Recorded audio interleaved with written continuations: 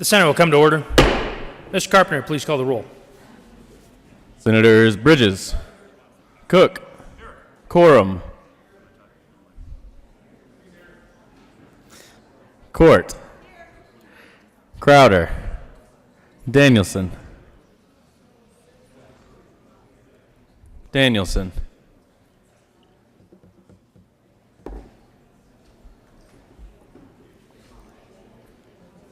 Excused. Donovan, Finberg, Fields,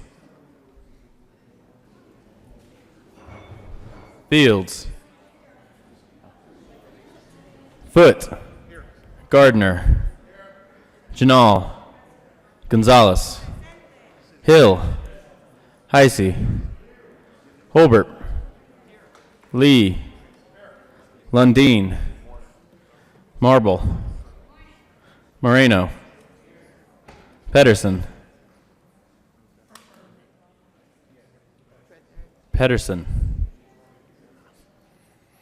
Priola, Rankin, Rodriguez, Scott, Smallwood, Sonnenberg,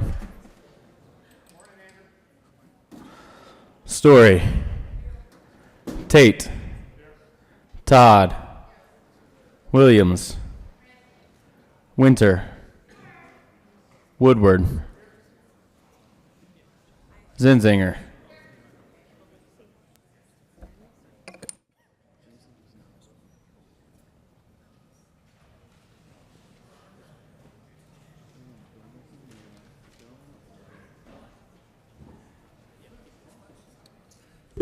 Mr. President. Here. With 34 present, 0 absent, and 1 excused, we have a quorum.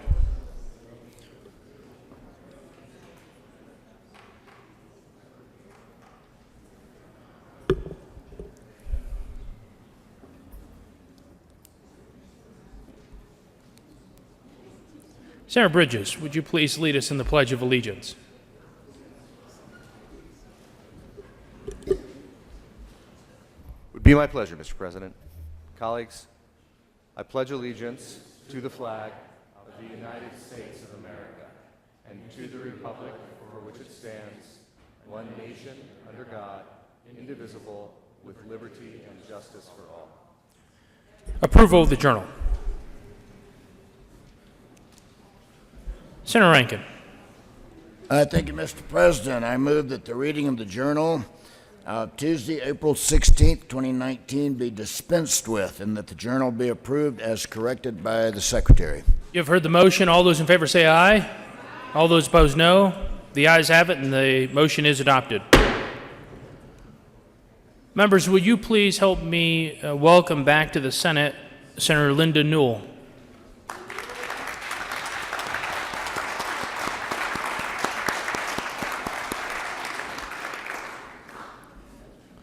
Committee reports. April 16, 2019, Committee on Local Government Ethics and Rights Committee as following. House Bill 1274, be amended as follows. As somebody preferred committee to hold the favorable recommendation. April 16, 2019, Committee on Local Government Ethics and Rights Committee as following. House Bill 1246, be amended as follows. As somebody preferred committee to hold the favorable recommendation. Senate Services. Correctly printed, Senate Bill 246, 247, correctly engrossed, Senate Bill 3036, 149, 171, 176, 190, 217, correctly engrossed, Senate Bill 196, correctly revised, House Bill 1004, 1039, 1127, 1194, 1196, 1211, 1221, correctly revised, House Bill 1118. What I just say, committee reports, the Senate Services next.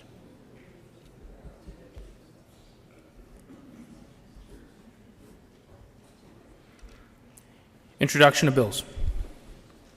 House Bill 1184 by Representatives Harrod and Carvey and Senator Williams concerning a requirement that the staff of the Legislative Council prepare demographic notes on certain legislative bills and in connection therewith making an appropriation.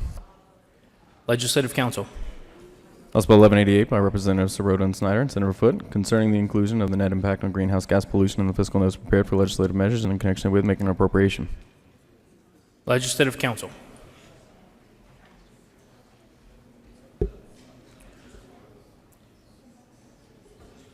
Third reading of bills, consent. Calendar. Mr. Carpenter, please read all the titles listed on the third reading of bills final passage consent calendar. House Bill 1221 by Representatives Coleman, Valdez, and Senators Bridges and Pedersen concerning the regulation of electric scooters. Senate Bill 36 by Senators Lee and Cook and Representative Benavidez and Carver concerning requiring the state court administrator to administer a program to remind criminal defendants to appear in court as scheduled in connection with making an appropriation. Senate Bill 149 by Senators Garcia and Marble and Representative Froelich concerning the continuation of the Colorado Human Trafficking Council. Mr. Majority Leader. Thank you, Mr. President. I move the passage of all the bills on the third reading of bills consent calendar, which includes House Bill 1221, Senate Bill 36, and Senate Bill 149. Is there any discussion on any of the bills? Seeing none, the motion is the passage of all the bills on the third reading consent calendar. Are there any no votes on any of the bills on the third reading consent calendar? Senator Marble. Thank you, Mr. President. I wish to be recorded as a no vote on House Bill 1221. Senator Marble will be recorded as a no vote on House Bill 1221. Senator Sonnenberg. Thank you, Mr. President. I also ask to be recorded as a no vote on 1221. Senator Sonnenberg will be recorded as a no vote on House Bill 1221. Mr. Minority Leader. Thank you, Mr. President. I request to be a no vote on 1221. Minority Leader will be recorded as a no vote on House Bill 1221.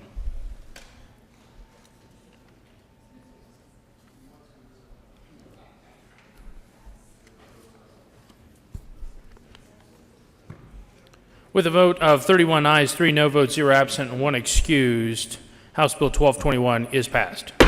Co-sponsors. Senators Crowder,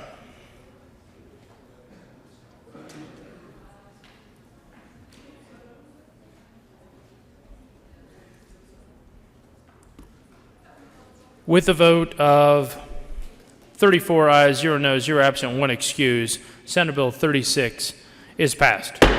Co-sponsors, Senators Moreno, Winter, Tate, Woodward, the Majority Leader, Gonzalez, Williams, Donovan, Foote, Rankin, Gardner, Bridges, Janal, Pedersen, Todd, Story, Court, Scott. Please add the President. Mr. Carpenter, please add Senator Danielson to the roll call.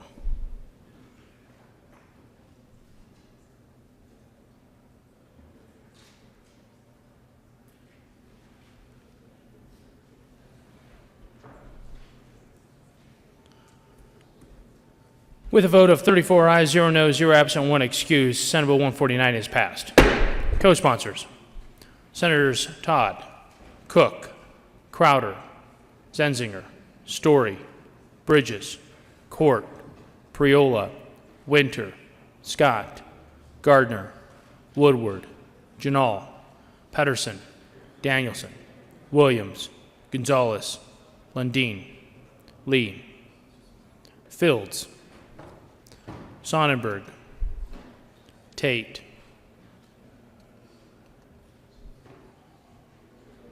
Please add the President.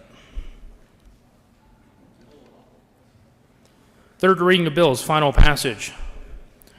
Mr. Carpenter, please read the title to House Bill 1004.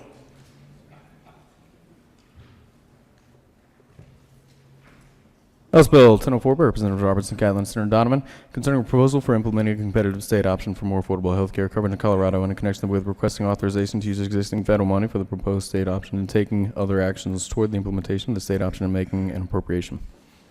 Senator Donovan. Thank you, Mr. President. I move House Bill 1004 on third and final reading and respectfully ask for your support. Is there any further discussion? Senator Smallwood. Thank you, Mr. President. Good morning, colleagues. So, last chance to do the right thing here. First of all, I do want to commend the sponsor for taking on a very challenging topic, healthcare across our state, for getting involved in something that, as I think was mentioned yesterday, is really important to all Coloradans, trying to make sure that healthcare and health insurance is as affordable as it can be.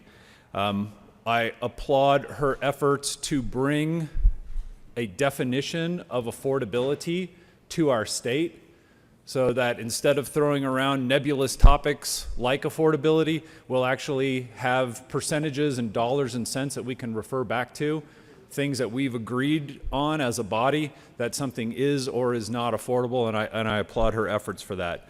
I can't be a yes on this bill. I think it's too dangerous to move down the path of potentially eliminating the last individual medical insurance company that has agreed to do business in counties where it's extremely expensive and very difficult to make money. I would really like to focus instead on ways of encouraging more insurance companies by fixing the other things that are broken around pricing. And colleagues, we've already made really good steps towards that goal. You've seen passages of bills in these last few years that require more transparency from the hospitals, that are providing more transparency to patients around their physician visits, that are encouraging the development of private cooperatives that will compete to try to lower pricing. So I would really like to see all of the hard work that we've done, the progress that we've made over the last 2 or 3 years, have a chance to work before we put the entire private marketplace in these counties at risk. I think this is very, very dangerous. And when the option comes to you, which undoubtedly in this environment it will, a public option will come to you, remember that if you agree to put a public option on the table, you are codifying the elimination of coverage for elective abortion for all of those members who agree to enroll under that plan. And even though in this body we voted down, you voted down multiple times the requirement for disclosure of that fact, I hope that if another bill comes forward with this public option, knowing that because it is going to have either federal funding, state funding, or both, coverage for elective abortion will be forbidden. And I hope at that time you would agree to at least inform the members that you are eliminating that benefit from them. So I'd respectfully ask for a no vote again on House Bill 1004. Thank you, Mr. President. Senator Donovan. Thank you, Mr. President, and appreciate the ongoing dialogue that I've been able to have with my Republican colleague on healthcare overall. I want to acknowledge your concerns and comments on this bill because I think you're an important voice on healthcare in this building. But I also want to provide some balance with them and not mean to contradict it, but nor correct it, but just say, let's continue to have this conversation a year from now as well. Because this bill, if it gains the support of this body today, is going to look at how to possibly implement this. Your concerns may be part of a larger discussion that we have about notification a year from now, but right now we actually don't know how this plan will be constructed and funded, what will or won't be included, et cetera. So I think it's good to have it on the record. I appreciate you flagging items like this. I think there could be other things that may or may not be covered under this, and anyone who's bought insurance knows that's part of that process. You are informed of what the plan may or may not cover. This will not be exempt from any of those standard practices. This will be another insurance product that's available to try to address the issue of 14 counties that only have one insurer. So this would be another choice on the marketplace, which is really important for people to have choice and to make those decisions. And if the plan goes forward with your support today of looking to how to implement a competitive state option to try to have more affordable health care in Colorado. So our work is not done. In fact, in many ways, if this bill gains the support of this body today, our work is just beginning. And I hope to work alongside of everyone in this body to make sure that as we roll out this plan, it's the best that it can be. Thank you, Mr. President. Senator Court. Thank you, Mr. President. As you all know, because you sang me happy birthday, I had a big birthday a week ago. A year ago I had one, but this was a bigger one. I turned 70. I'm a very official old lady, and I'm a very grumpy old lady. But what I want to talk about today is this bill and seniors, because seniors, particularly in rural Colorado, are not having the care and the access they need. And I believe this bill will help them get it. Now, I know there's those that will disagree, but I believe that this bill will help them get it. And therefore, because I know seniors in Colorado need better care and better access, I urge you to vote yes on this bill. Thank you. Senator Danielson. Thank you, Mr. President. And I watched the debate yesterday from the chair, so thanks for everybody on your thoughts there. I strongly support this bill, and I just rise to urge your aye vote. We made a promise to come here to work to make healthcare more affordable. This is part of that promise. This is part of making good on our word to come here, do the work for the people, and make healthcare more affordable for Coloradans. Thank you. Senator Bridges. Thank you, Mr. President. This bill has the potential to more dramatically affect healthcare costs than anything else we've looked at in this chamber. And here's the number one reason why. Not only does this bill provide what we expect will be a lower cost option for folks shopping on the exchange, but because it's a lower cost option, it provides a competitive drive to other insurance companies on the exchange and offering health care to find ways to lower their own prices in order to compete. This is a good bill for Colorado, and I ask for an aye vote. Senator Donovan.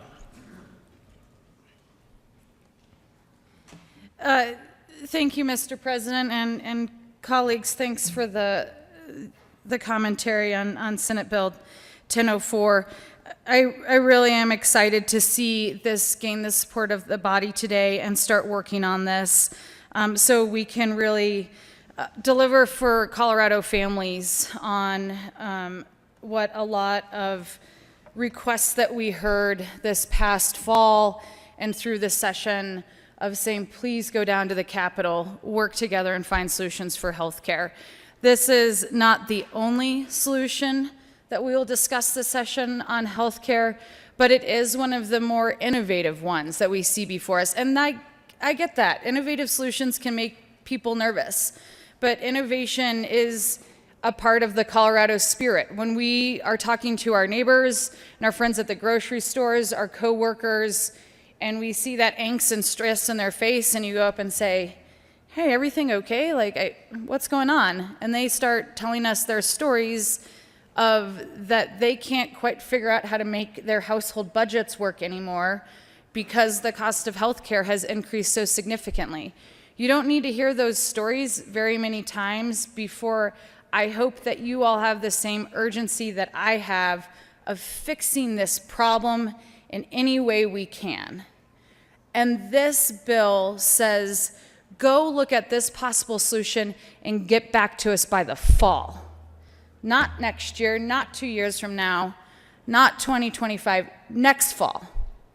And next session, we'll be back in this chamber, possibly discussing the proposal of that study and seeing if we can't push forward a solution to a problem that we all know exists. So thanks for your attention and time this morning, and renew my motion for the passage of House Bill 1004 on third and final reading. Thank you, Mr. President. Is there further discussion? Seeing none, the motion before the body is the passage of House Bill 1004 on third reading and final passage. Are there any no votes? Senators Hill, Marble, Minority Leader.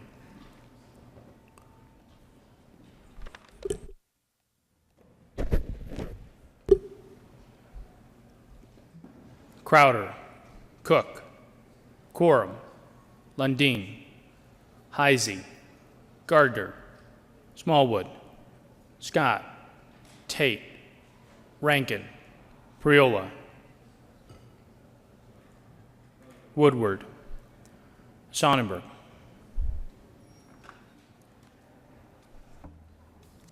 With a vote of 19 ayes, 16 no votes, 0 absent, and 0 excused, House Bill 1004 is passed. Co-sponsors: Senators Moreno, Danielson, Lee, Court, Zenzinger, Gonzalez, the Majority Leader, Bridges, Janal, Patterson, Winter, Story, Todd, Fields, Foote, Williams. Please add the President.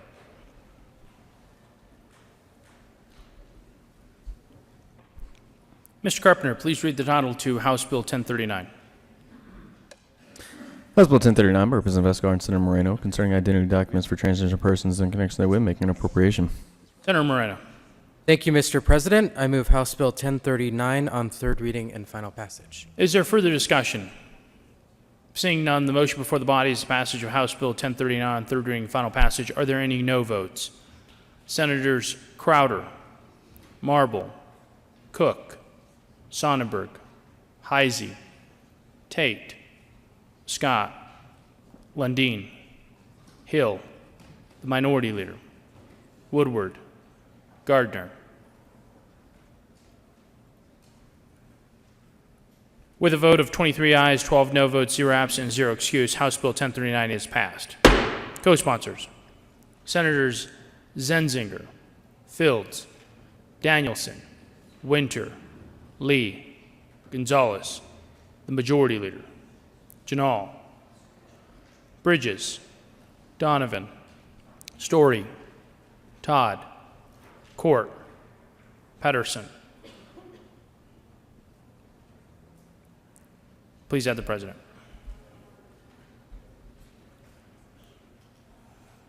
Mr. Carpenter, please read the title to House Bill 1127.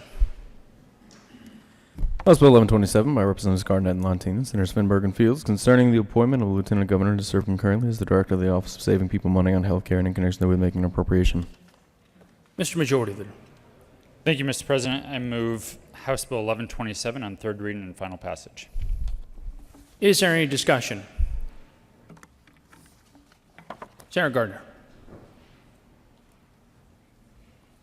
Thank you, Mr. President. We had a good discussion on this bill. Members, this is not about whether we ought to have an office of saving people money on health care. This is not about whether the Lieutenant Governor is qualified to do that, ought to do that, whether or not, it's not about whether the governor has the right to do that. It is about the fact that there is no such principal department. The Lieutenant Governor holds her position at the salary of which we have legislatively approved and signed by the previous governor. She agreed to devote her full-time energy and attention under her oath to the work of the state. It is unacceptable for one to expect additional compensation for doing one's job when one knows full well what that compensation is. I urge you to vote no. Further discussion. Senator Hill. Thank you, Mr. President. Colleagues, we've heard that this is standard practice. We've done this for a while. The reality is, if that's the case, we should have budget for it. Why do we need $90,000 more to pay a politician? I can't see how it makes sense for us to pay almost $100,000 a year more for someone to do what they campaigned, what they pledged to do, what they committed to do, and to start a new government program. When you look through our budget and brief, you see how many of these different government programs we have out there to save people money in health care. We failed. We failed at a government level to solve this problem. And if you think health care is expensive now, just wait until you pay a politician $100,000 more to make it cheaper. Senator Smallwood. Thank you, Mr. President. I'm going to be a no vote on House Bill 1127. Coming here to speak in front of all of you, I try really hard not to use words like outrage. I think they're overused.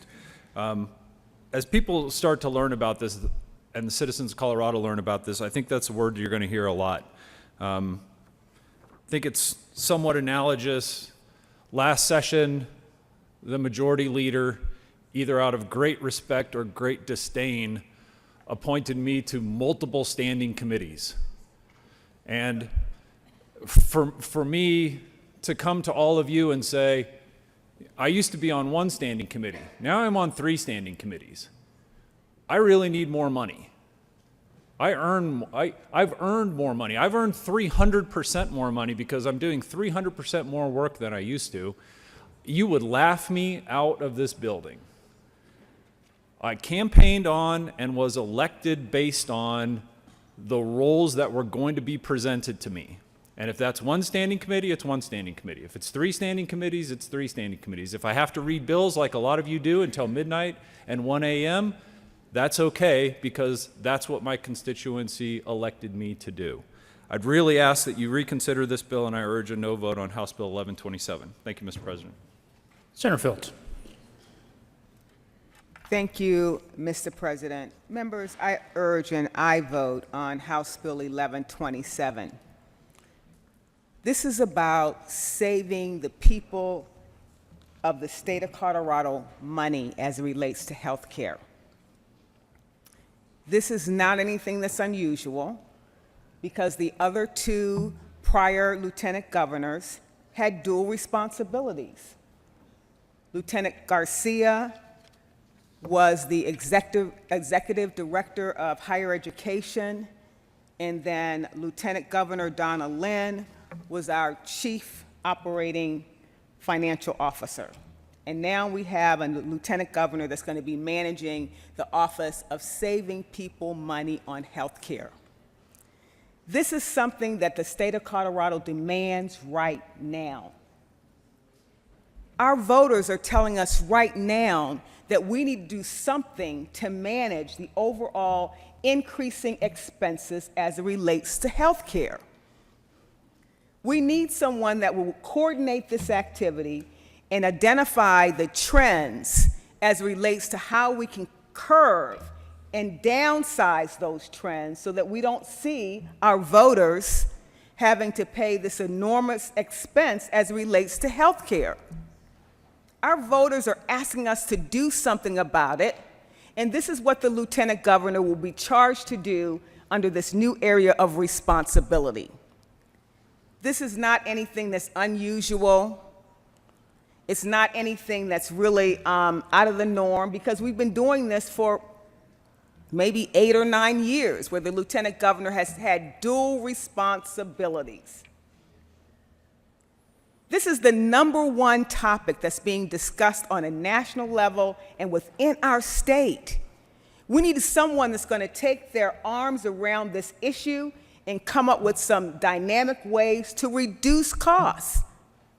We can't have a fragmented approach to this anymore, where somebody's looking at it this way, someone's looking at it this way. We need someone that's going to coordinate that activity and guide the direction of what we can do in the state of Colorado to save people money on health care.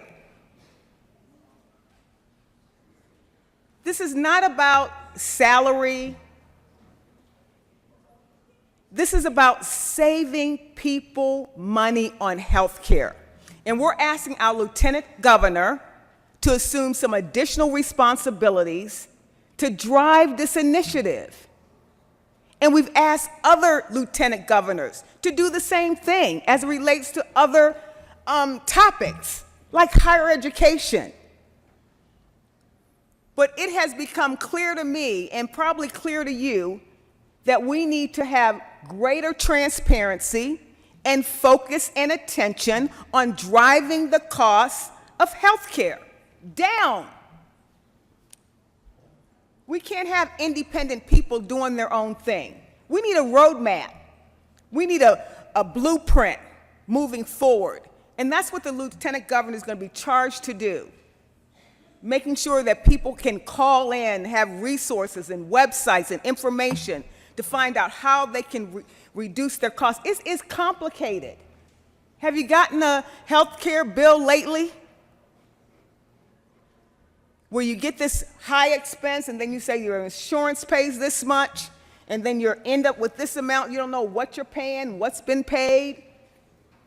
We need to simplify the process, and we need a leader that's going to help organize that for us. What we've been doing in the state of Colorado is not working when we have this independent approach to saving people money. What we're doing is not working. And so what we have in this House Bill 1127 is we're going to emphasize leadership to help us identify ways to reduce costs on a statewide level. I think that's innovative. I think that's what leadership looks like, and that's why I'm supporting House Bill 1127. Senator Gardner. Thank you, Mr. President.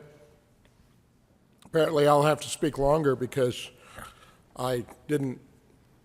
somehow I failed to make myself understood. This is not about whether we ought to have an office of saving people money on health care. This is not about whether or not the lieutenant governor is the right choice to do that. It's not about whether we should make it a priority, or that it should be a priority of this administration to do that, or that there ought to be websites. Maybe we could spend that money on websites. This bill doesn't, as I guess unintentionally was implied, this bill doesn't create a new department or position. That's been done. The governor of the state of Colorado signed an executive order, and it was done.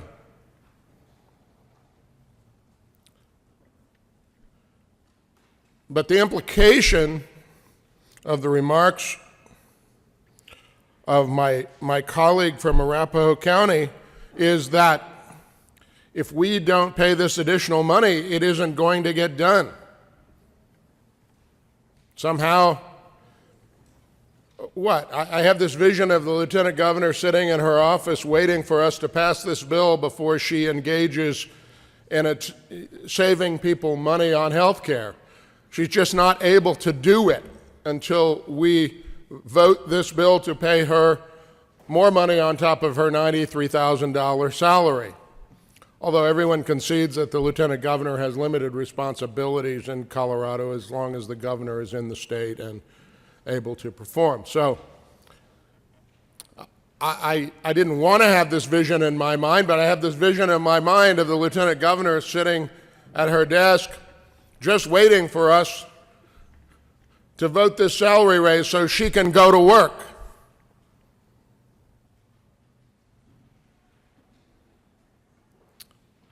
And as I said yesterday, yes, this was done for two prior lieutenant governors, and I didn't like it then and didn't think it was good then, really. And it's not good now. Enough is enough about this, particularly after a significant pay increase for statewide elected officials. I mean, there was somewhat of a case to be made. But this General Assembly voted a pay increase for statewide elected officials, and it was signed into law. And, you know, this goes both sides of the aisle, members. Not so long ago, and I won't hit the details, we had a Republican statewide elected official that said, gee whiz, I got the job. I didn't know. It didn't pay any more than that. I need some other income. You know, you run for the job and you know what it pays, and you know that it's 120 hours a week.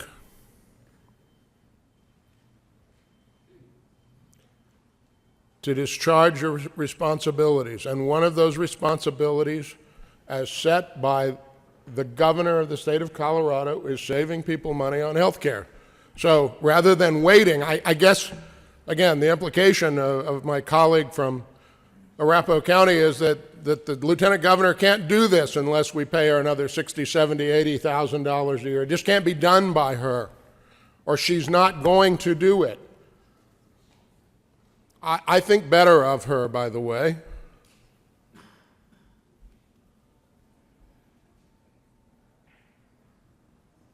You know,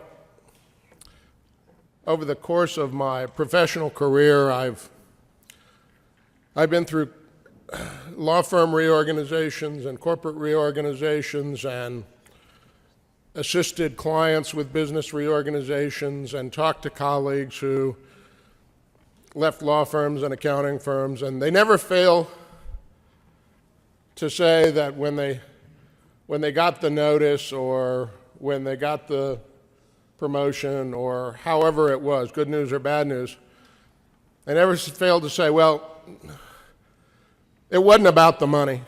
They told me it wasn't about the money. And one of the things I've learned after 30 plus years of that is it's always about the money. This is about the money. It's not about whether we ought to do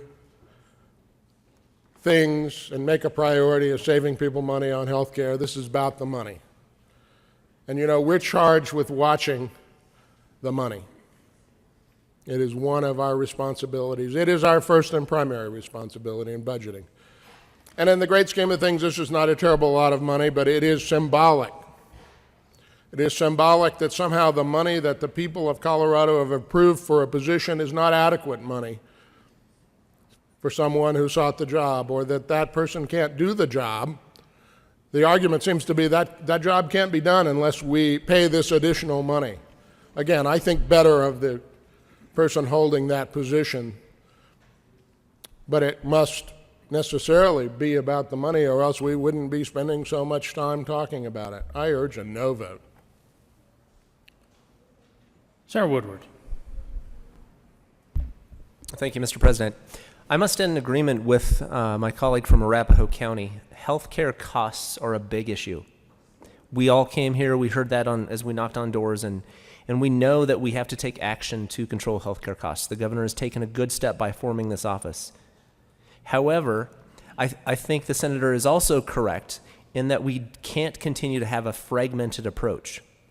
What this bill does is it makes a part-time position. We're saying that instead of having a full-time person running an office to save the people of Colorado money on health care, it's good enough to just give them a part-time person. This deserves more than a part-time job. It deserves more than simply corruption and graft by rewarding government insiders and letting the governor pick political appointees that he wants to pay more money. We need to have a full-time person running this and not a part-time lieutenant governor. Is there further discussion? Seeing none, the motion before the body is the passage of House Bill 1127 on third reading and final passage. Are there any no votes? Senators Marble, Quorum, Hill, Minority Leader, Crowder, Lundin, Cook, Heisey, Priola, Woodward, Sonnenberg, Gardner, Smallwood, Rankin, Tate, Scott, Zenziger.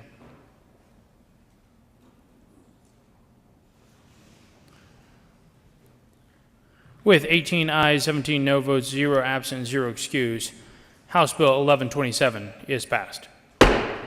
Co-sponsors. Senator Gonzalez.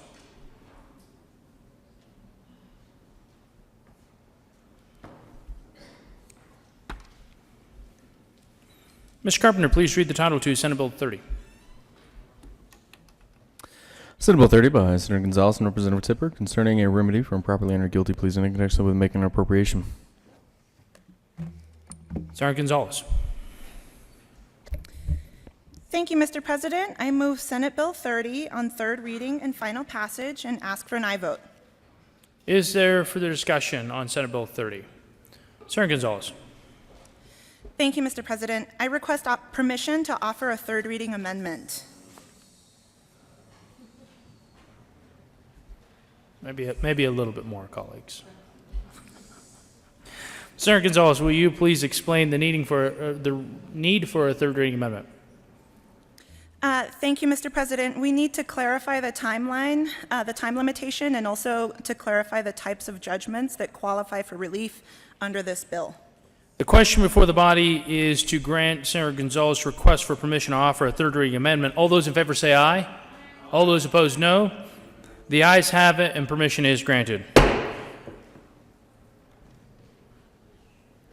Mr. Carpenter, will you please read Amendment 008 to Senate Bill 30? Amendment L008, Senate Bill 30 by Senator Gonzalez. Amendment the Judiciary Committee report dated January 30, 2019, page 1, line 10. Strike judgment and substitute judgment of the Senator dismissal. Gonzalez. Thank you, Mr. President. I move Amendment L008. To the amendment. Thank you, Mr. President. L008, as I mentioned, does clarify the types of offenses that are that qualify for relief under Senate Bill 30, as well as the time limitations for being able to submit one of these motions. I ask for an aye vote. Is there further discussion? Seeing none, the motion is the adoption of Amendment 008 to Senate Bill 30. Are there any no votes?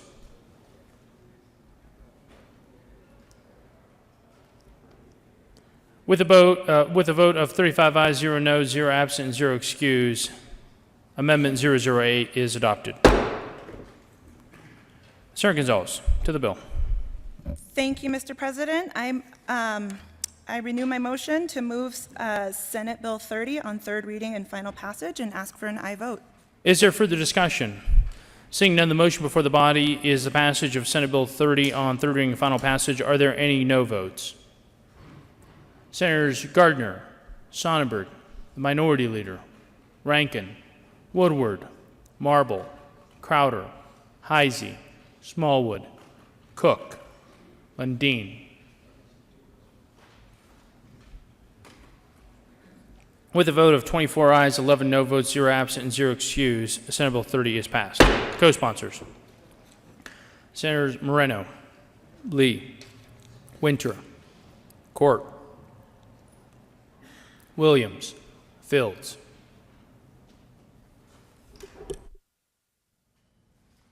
The Majority Leader: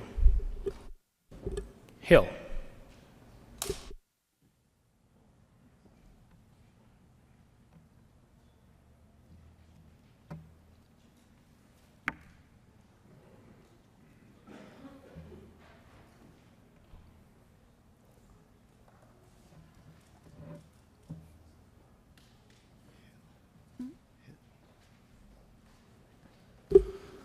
Mr. Carpenter, please note that Senator Rodriguez is excused.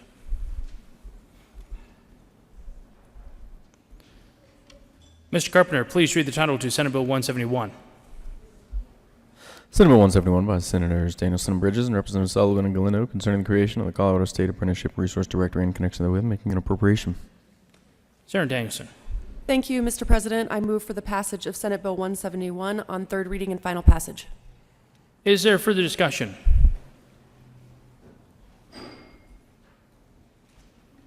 Senator Hill.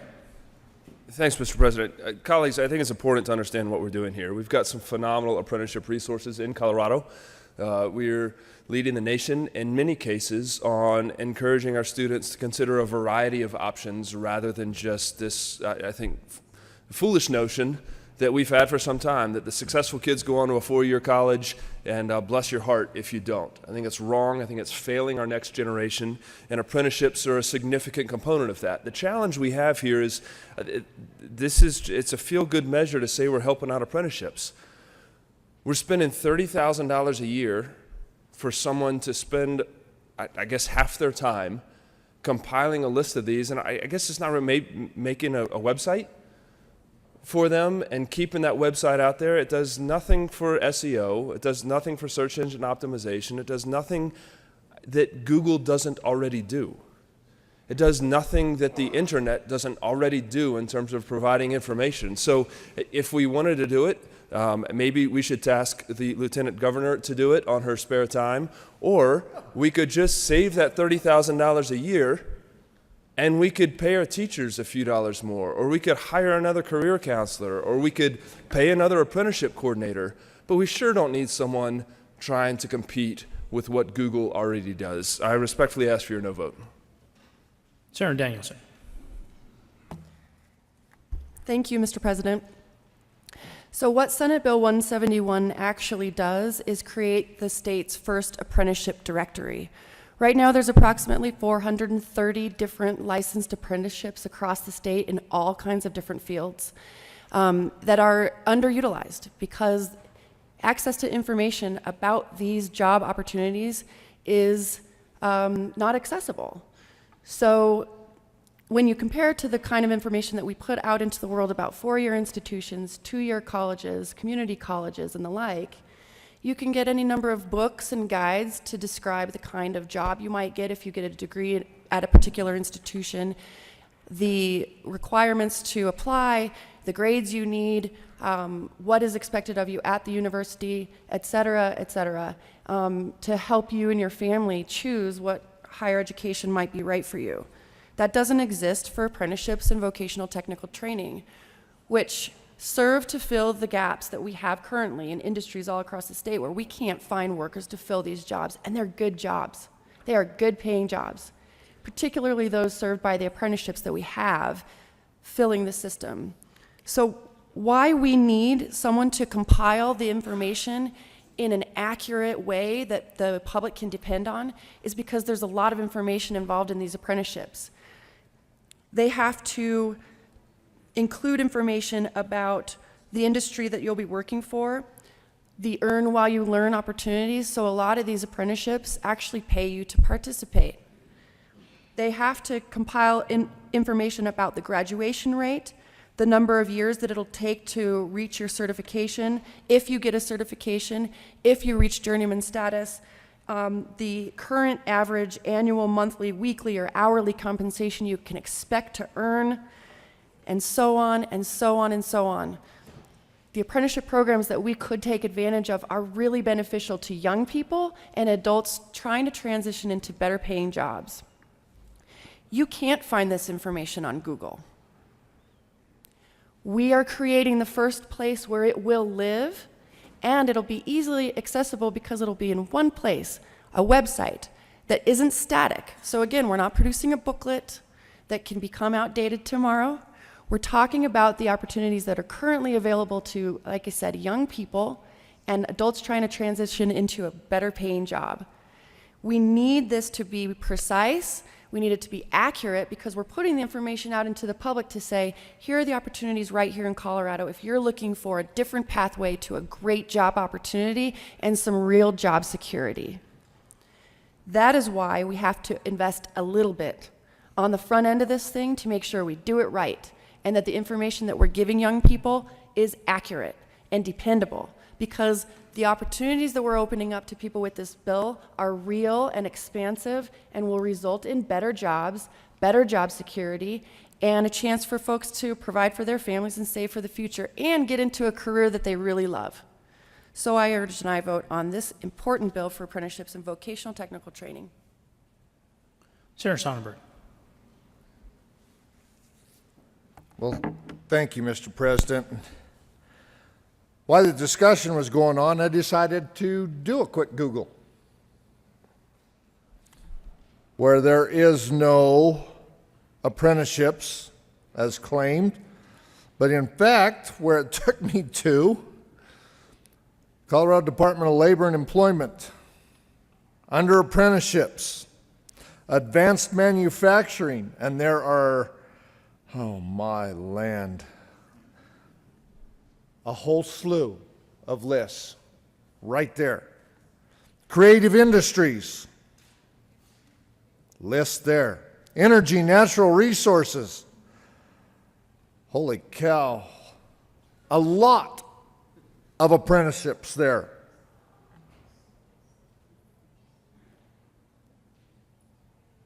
I won't go through the list. Members, the senator from Colorado Springs talked about, is there a better place to put this money? Seeing just a quick Google search by a country farm boy, I could find these. Would it be better to have a counselor in a school, another teacher in a program where you do hands-on? I would say yes. From my perspective, we are throwing money down a rabbit hole, never to be seen again, in a duplication of what we already have. Ask for your no vote. Further discussion. Senator Bridges. Thank you, Mr. President. My colleague from El Paso County is absolutely right that I've got more. He's absolutely right that not every kid should go or needs to go to a four-year institution. We see the consequences of this idea in our culture causing folks to graduate with $100,000 of debt. It's causing young people to delay having families, buying homes, buying cars. I had a conversation with folks in the auto industry the other day that said, you know, we thought millennials just didn't want to buy cars, but it turns out they were too busy paying off student loan debt, and as soon as they pay that off, they come and buy cars. Student loan debt is crushing our young people, and you don't have to go to a four-year institution to earn a good life. This bill right here puts all of the various different apprenticeship options in our state into one place, into a single place where students can go and teachers can direct students to go to say, hey, you want to earn six figures? You want to have a great family life? You want to not have to go off and bury yourself under mountains of debt? Here are some great options to do that. And these aren't just union apprenticeships. These are apprenticeships across industries. And while certainly Google will lead you to some of these options, the fact that it's estimated that it will take someone half of their time to do this shows that there isn't just a single solution. When departments give us estimates on fiscal notes, they don't just invent these things. I know oftentimes it looks like they do. But they do work. They do research. They look into it to see how available is this information? What kind of work would we have to go through to put it in the kind of format that is going to be most helpful for our young people? And what they said was this will cost less than it costs for one classroom in one district in our state. This is minuscule compared to the billions of dollars that we spend every year on education, and it will save our young people hundreds of thousands of dollars. Individually, it will save millions, maybe billions of dollars in student loan debt for our Colorado kids. This is the return on investment of this $30K is some of the best money that we are going to spend this session. And I ask for an aye vote. Is there further discussion? Senator Lundin. Thank you very much, Mr. President. So $30,000 a year for a couple of years. What is all the yammering about? Here's my perspective. It's not about $30,000 a year for a couple of years and a new half-time employee to put this all together. It's about old thinking versus new thinking. You've heard from the well great comments about the intentions and what we need to be doing on behalf of students who want to become apprentices, find a different pathway forward to avoid college debt, et cetera, all great comments. The challenge with this particular bill is it's old thinking about how we approach doing that. You can almost hear the typewriters clacking in the background as we discuss the way we used to build government directories to make sure people understood what was available for them. The reality is, this could be easily done with a secured Google document that, in fact, all the apprentice offerings could be updated on an annual basis by the folks who actually provide the apprenticeships. It's a Google document that includes 20 or 30 or 40 or 50 fields of information that define what the apprenticeship is all about. And it's distributed in a new way of thinking to the authority of the people who, in fact, know the most about the apprenticeship programs. And it's checked in a matter of moments. It's validated in a matter of moments, done within the pre-existing resources of the Department of Labor without an additional half-time employee, without an additional $30,000 a year, and with a new way of thinking, a thinking that would mirror and line up with the sort of thinking the apprentices are hopefully developing as they learn a craft, a trade, a way to move forward. So, I would urge you to think carefully. Do you want to associate your vote with an old way of thinking? Maybe it's IBM Selectric typewriters we hear rattling in the background, not an old manual typewriter. Or do you want to have your vote associated with a new way of thinking, a distributed authority of information brought together and checked off and validated in a matter of moments at very little expense to the taxpayers, as opposed to the creation of yet one more employee and 30 grand a year forever and ever, amen, at the expense of the taxpayers? I urge you to look forward with your vote and oppose this bill. Senator Danielson. Thank you, Mr. President. What we're talking about today is promoting information about the state's high-quality apprenticeships and vocational technical training programs. This is a request from the people who provide these apprenticeship programs, from counselors in high schools all across the state, from the community colleges that work together on these amazing programs. You've got folks who literally spend their whole jobs going out to high schools all across the state to try and appeal to students to participate in their apprenticeship programs, because nothing like this list exists now. There is no place where someone can look at their options and evaluate which educational pathway, which apprenticeship program is right for them. We are creating the state's first apprenticeship directory to put the tools in the hands of the young people across the state and adults trying to find a better paying job that they love, to put them on a career path, a real career path, to give them economic security and a shot at a great future. This is a positive, big step forward to give not only the people seeking the apprenticeships, but the programs that are providing them, and connecting those two together. This is an extraordinary resource that is simple, well organized, expansive, inclusive of all of the information that we have available that people can't find right now. It's a great step forward for the state of Colorado. It will fill these much needed jobs. It will give kids an idea of what might be possible for them, in addition to the choice of going to a four-year institution or a two-year college or a community college. Giving kids the tools that they need to figure out which is their best path forward to economic security and a great career, that's a very positive thing. Again, promises made. Before we came here in January, I told folks I was going to work on making this exact thing available for young people in the state. Promoting apprenticeships and vocational technical training is a good thing for the state. It's a great thing for people who would like to get into these careers. Promises made, promises kept, getting things done to put people on the path to economic security.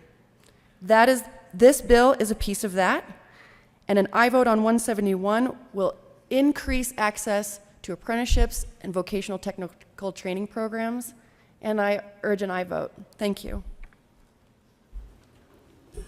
Senator Bridges. Thank you, Mr. President. And just briefly, all deference to my more experienced colleague, I don't know how you access a website with a typewriter, even an electric one, so thanks. Is there further discussion? Seeing none, the motion before the body is the passage of Senate Bill 171 on third reading, final passage. Are there any no votes? Senators Sonnenberg, Marble, Hill, the Minority Leader, Tate, Smallwood, Gardner, Priola, Rankin, Heisey, Crowder, Coram, Scott, Lundin, Cook, Woodward. With a vote of 18 ayes, 16 no votes, 0 absent, and 1 excuse, Senate Bill 171 is passed. Co-sponsors: Senators Story, Moreno, Todd, Fields, the Majority Leader, Pedersen, Winter, Donovan, Williams, Court. Please have the President. Gonzalez, Zenzinger, Janal. Mr. Carpenter, please read the title to House Bill 1194. House Bill 1194 by Representatives London, Larson, Senators Priola, and Fields concerning the discipline of preschool through second grade students enrolled in publicly funded education programs. Senator Fields. Mr. President, I move House Bill 1194 on third reading and final passage. Is there further discussion? Senator Priola.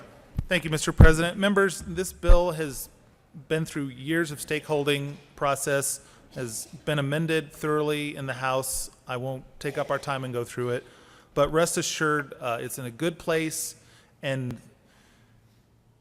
if, in fact, a second grader is dealing drugs or brings a deadly weapon to school, they can still be suspended out of school. I ask for an aye vote. Senator Fields. Thank you, Mr. President. I want to assure the people of Colorado that we don't have second graders bringing the weapons that were described by my colleague to schools. Basically, members, this gives us an opportunity to make sure that we're setting kids up for success, and we're not using discipline as an adverse punitive action to help them be successful. This is a good bill. Please vote yes on House Bill 1194. Senator Hill. Thank you, Mr. President. Colleagues, if I were a principal of a school, if I were perhaps even a superintendent or on a school board, I would support this policy.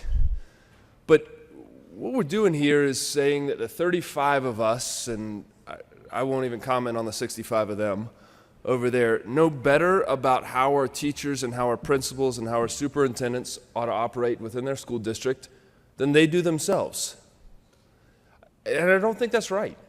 I don't think that's the approach we take up here. I think our approach is to set desired outcomes and accountability to that outcomes, and then say to our professionals, go figure this out. And so if there are challenging circumstances in one school district that they think we need this certain tool set and these certain set of opportunities to use, that should be on them. And that school board is accountable to their local constituents and their local citizens.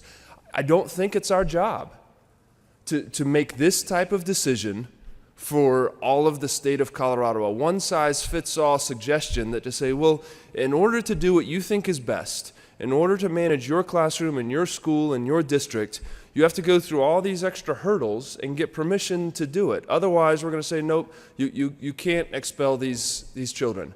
I trust our teachers. I trust our principals. I don't necessarily trust that we know exactly in all situations what this should look like. Again, if I were at local level leadership, I would support this. But I don't support putting in a law in one way for all of Colorado and disrespecting our local leaders and our local constituents where that accountability is best held on this front. I ask for a no vote. Senator Zenzinger. Thank you, Mr. President. Colleagues, I would urge an aye vote on this bill. Prior to serving in the legislature, prior to actually serving in public life, I was a teacher. I'm currently a teacher. But more specifically, I was the coordinator of the Expelled program. for Adams County 12 school districts. So I very specifically worked with the population of students that were expelled from school, 6th through 12th grade, all in the same classroom. That was my job, as I worked with kids who were expelled from school. And I will tell you that some of those children, 6th through 12th grade, absolutely deserved to be expelled. They were a danger to their classmates. They broke the law in some instances, and they needed an opportunity to be out of school so that they could deal with the consequences of that student's actions.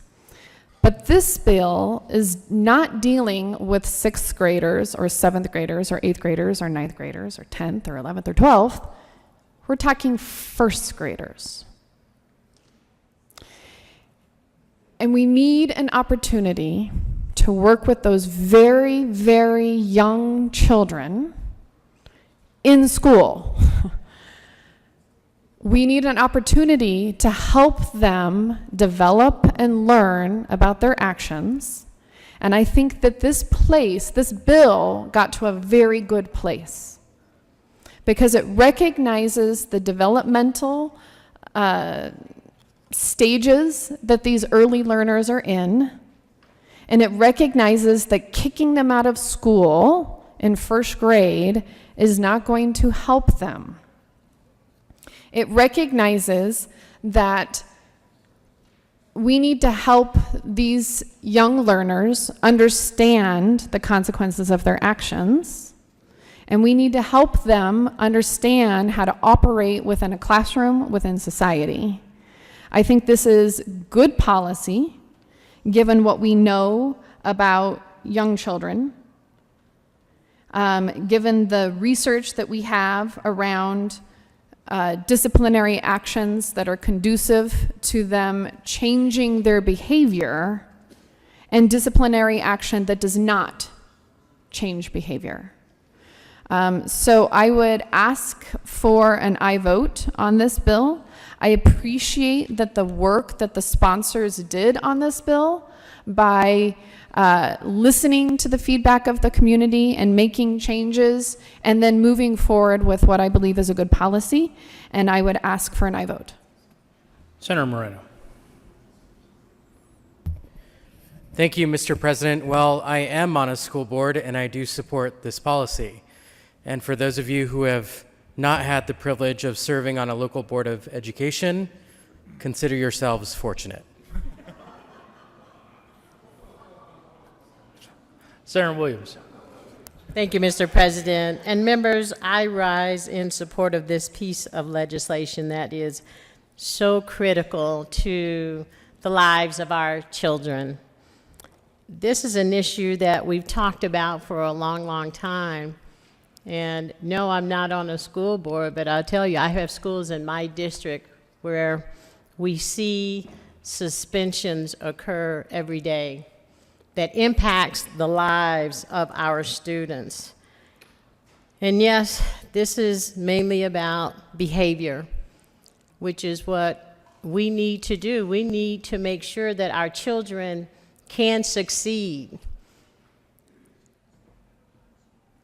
We need to make sure that our teachers also have the tools to be able to address children, particularly boys and children of color and students with disabilities are disproportionately affected by exclusionary actions and having underlying challenges or needs. And as I look at the numbers here, the number of expulsions in out-of-school suspensions for K through 2nd grade has done nothing but rise in this state. That means we have a problem. And let's make sure we address it before it gets even worse. Education is the key to success for our children. I want to thank my colleague from Arapahoe County for addressing this issue, and I would ask you for an aye vote for the sake of our children. Senator Priola. Thank you, Mr. President, and thank the members who spoke in favor of this bill, House Bill 1194. And my earlier statement, I apologize for the bluntness of it. I was just trying to cut to the chase. I fully agree that junior high and high school, there needs to be suspensions and expulsions. And maybe if I hadn't had 4 children and experienced kindergarten, first, second graders, and realized that, you know, for a sticker or a piece of candy, you can get them to do about anything, including stay in their bed overnight and leave mommy and daddy alone, as my wife has done recently. This bill is there to, at the early stages of education, have children have a good feeling towards and feel like they're in a place of learning, even though they might have struggles and difficulties and act up and act out, and not allow, at the margin, not allow educators to simply use it as a punishment, and the kids are then home in first grade playing video games for 3 or 4 days, falling behind academically, and then coming back feeling worse, feeling further behind, feeling isolated from the other students in the class.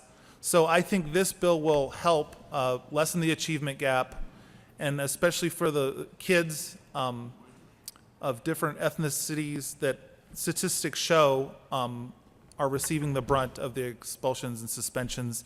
I ask for an aye vote again on House Bill 1194. Senator Crowder. Thank you, Mr. President. I will tell you, I've been listening to this argument fairly closely, and I've yet to hear about where the parents fit into this. You know, this, in my opinion, without the parents involved in this is just more social engineering by people. And I do believe that teachers do have a say in this, but if the parents are not involved, I'm not sure that I could support this. And if the parents are the problem, bring the parents to school and talk to them. So I think if you're looking at doing something legislatively without the parents, I cannot support this. Thank you. Senator Sonnenberg.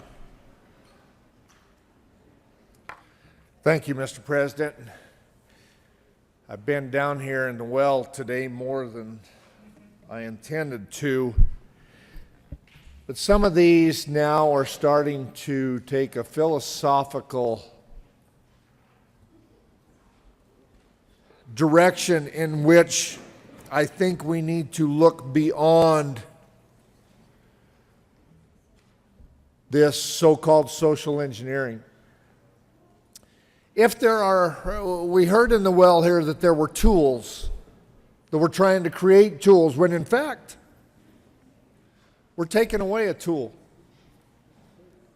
We're taking away a tool that schools have in order to show young children there are consequences for your action. When I was in school, I didn't worry about suspension. I remember in second grade getting a whooping by the principal. I don't believe that happens now, and that was the least of my worries because then they called home. And when I got home, the principal's whooping was a love tap. So I'm asking you here, how has society changed? Well, I can tell you from visiting with my lovely wife, who is also a teacher, parents no longer defend the teachers. They defend the students at all costs, even when the students are wrong. So there are no consequences at home. The only consequences they have are what the principal, the school board, the superintendent decide to do within their policy. And if we continue to take those tools away, what happens is they don't learn those consequences. And then as they get older in 4th and 5th and 6th grade, they have already had several years of learning there are no consequences for bad actions. And then you have special ed and more counselors coming into your classroom to deal with disruptive students. And you have BOCES coming in to actually deal with those students as well. And they come up with a new plan to try and help these students navigate life as they grow up through challenging times, in which those students then become rewarded and allowed to leave a room without permission from a teacher or a principal and can't be stopped because that's part of their plan.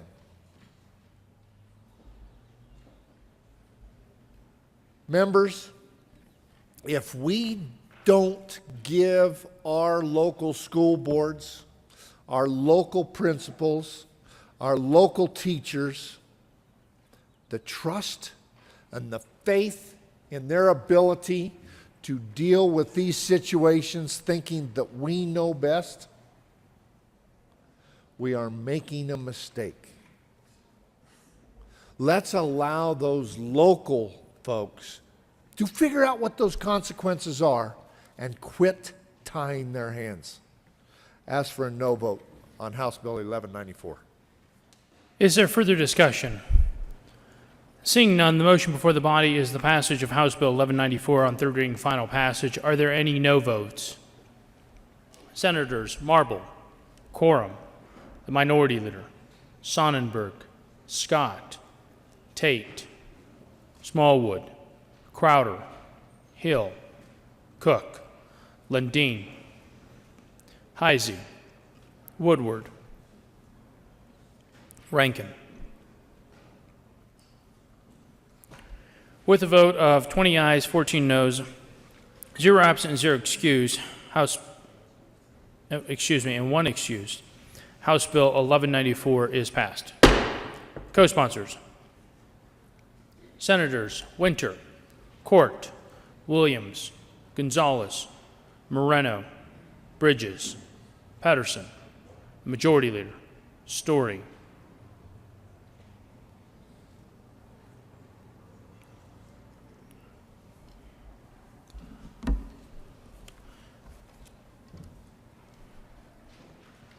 Mr. Carpenter, please read the title to House Bill 1196. House Bill 1196 by Representative Gonzalez Gutierrez and Senator Moreno concerning student financial assistance for students who are classified as in-state students for tuition purposes. Senator Moreno. Thank you, Mr. President. I move House Bill 1196 on third reading and final passage. Is there further discussion? Seeing none, the motion before the body is the passage of House Bill 1196 on third reading and final passage. Are there any no votes? Senators Sonnenberg, Lundeen, Woodward, Heisey, Marble, Hill, Gardner, Tate, Smallwood, Holbert, the Minority Leader, Cook, Rankin, Scott. With a vote of 21 ayes, 13 no votes, 0 absent, and 1 excused, House Bill 1196 is passed. Co-sponsors: Senators Gonzalez, Janal, Winter, Court, Story, the Majority Leader, Todd.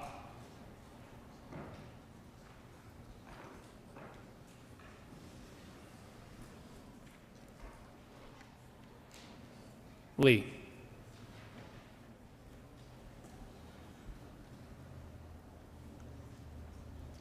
Mr. Carpenter, please read the title to Senate Bill 217.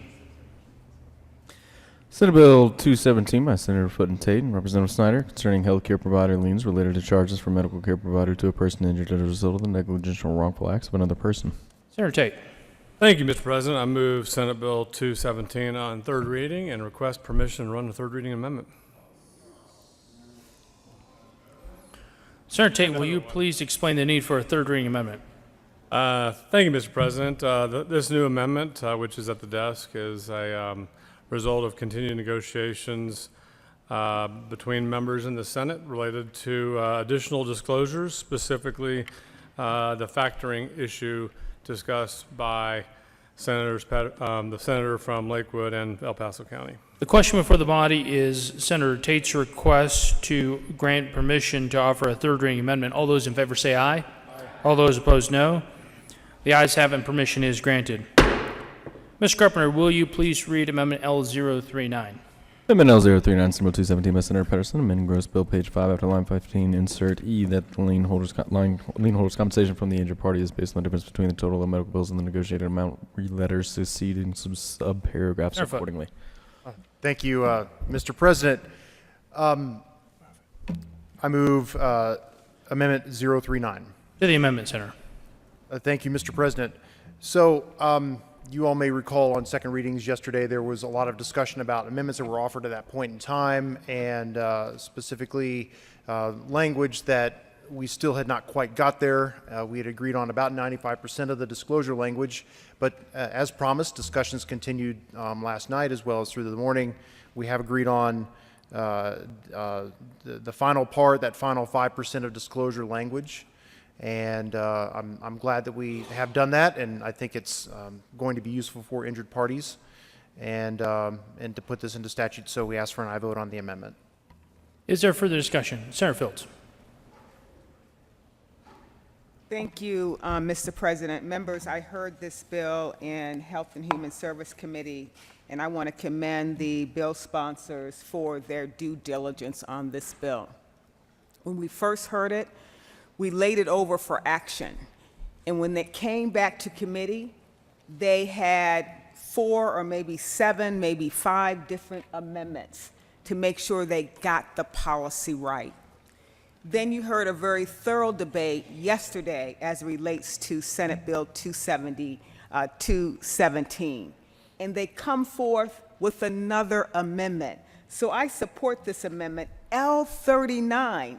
So when you think about this amendment number 39, you can tell that there's been a lot of stakeholders' input to make sure that we're very receptive and responsive to everyone's input. This was not an easy process. I've seen them labor over this, and I just want to commend them for being so open to feedback, to making sure that we get this policy right. So I'm a yes on this amendment and a yes on Senate Bill 217. Senator Pedersen. Thank you, Mr. President, and I am also in support of L039, which, as our senator from Boulder County talked about, is the 39 yoga positions we forced him into. We really appreciate all of your work on this, and this will help patients.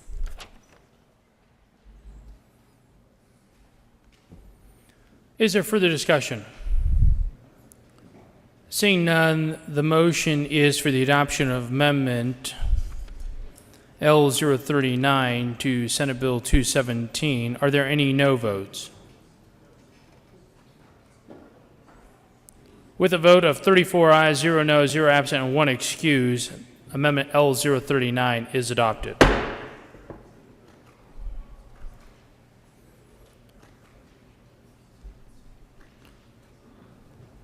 To the bill. Senator Smallwood. Thank you, Mr. President. So, colleagues, I rise in support of Senate Bill 217, having heard it in the Health and Human Services Committee. And to be frank, this is difficult. This is a difficult conversation. We're probably having a different conversation around this bill as it relates to health care compared to if we were talking about property or casualty type claims. So where I struggled with this issue is when you first hear about the bill, I think it may possibly raise an eyebrow. And when you talk to patients who have benefited from these healthcare liens, it then becomes crystal clear. So we've got a system today that I think as a body we can agree on is not great, the way our system works.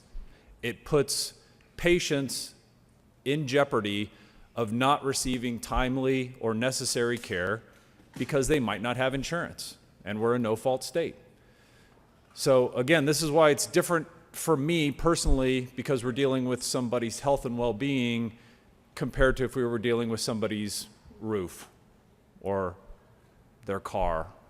I want to commend both the sponsors on the work that they've done in amendments to really, I think, get most people in a good place here. And I also want to commend the senator from El Paso County who brought up some really salient points yesterday related to the difference between billed charges and paid charges. So again, for me personally, that is a topic for a different day, and mercifully for most of us, that day is coming soon because we have 2 bills that are coming to discuss exactly that. What is a reasonable level between billed charges, negotiated charges, or paid charges? And you're all going to get the opportunity to vote on that topic very, very soon. It is definitely in question what is fair and reasonable to a patient, some number between what is reimbursed for Medicaid, what is reimbursed for Medicare, what is reimbursed under a PPO network for health insurance companies, and what is reimbursable to physicians or facilities who aren't in network with insurance companies. So that is all up in the air and will hopefully be decided within the next couple of weeks in a different bill. But again, for me, that's not what this bill is about. What this bill is about is you have folks who have been hurt, probably due to no fault of their own, probably without insurance, and they need care now. And I think it would be somewhat heartless to say, well, you're not going to have that care now, even though there's an organization that's willing to finance these charges for you and obviously make a profit because of it. And so, again, I appreciate these amendments that have now made it very clear to patients that there is this arrangement between the medical lien companies and providers, where those providers have agreed to some sort of discounts, and that arbitrage number, or that difference, that factor, is how they make their money. And so, again, I commend the sponsors for the hard work that they've done. It's a difficult conversation to have. It's a difficult bill. They should get paid extra for doing extra work on a bill, but that's, again, probably a separate bill that needs to be run. So I would urge an aye vote on Senate Bill 217. Senator Foote. Thank you, Mr. President. And the senator from Douglas County, I think, put the need for this bill very well, and so I won't repeat any of that. I just wanted to make sure that everyone understood that really the purpose of this bill is to make sure that we have these organizations that are working under some kind of statutory authority so that the good actors are on the same playing field as those that may not be quite as good. And we have robust disclosures in this bill that they have to abide by, which is very good.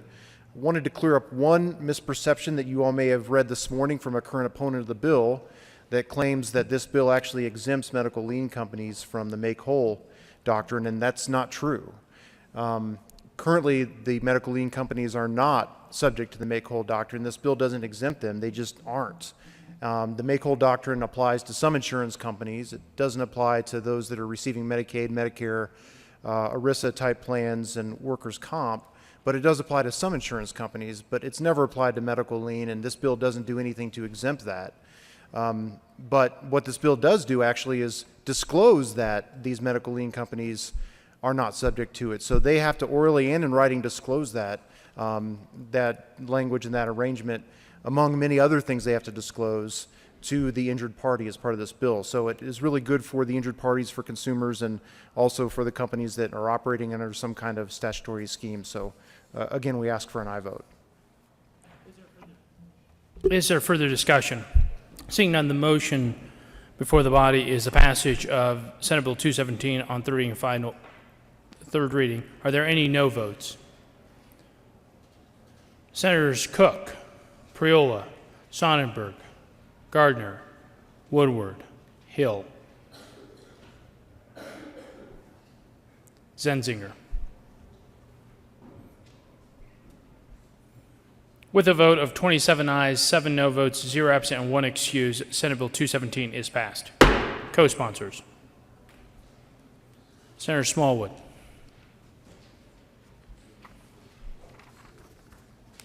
Senator Fields.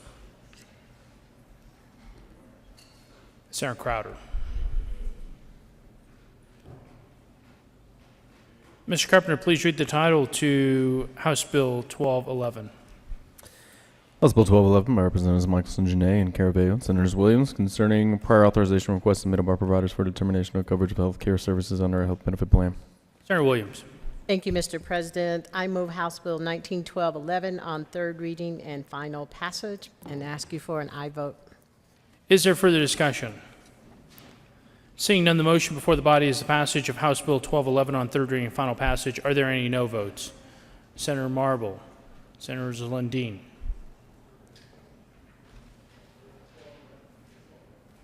Senator Sonnenberg. Hill.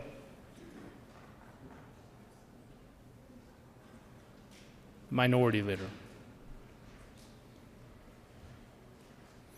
With a vote of 29 ayes, 5 no votes, 0 absent, 1 excused, House Bill 1211 is passed. Co-sponsors. Senators Crowder, the Majority Leader, Moreno, Winter, Smallwood, Tate,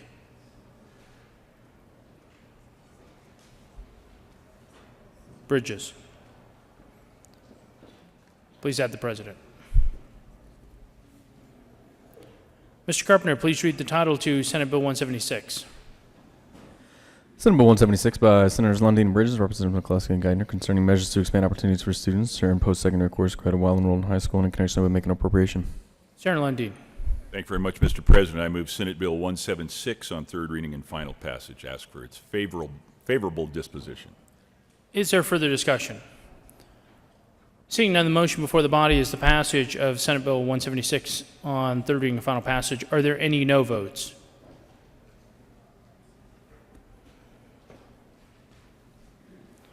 With a vote of 34 ayes, 0 noes, 0 absent, 1 excused, Senate Bill 176 is passed. Co-sponsors.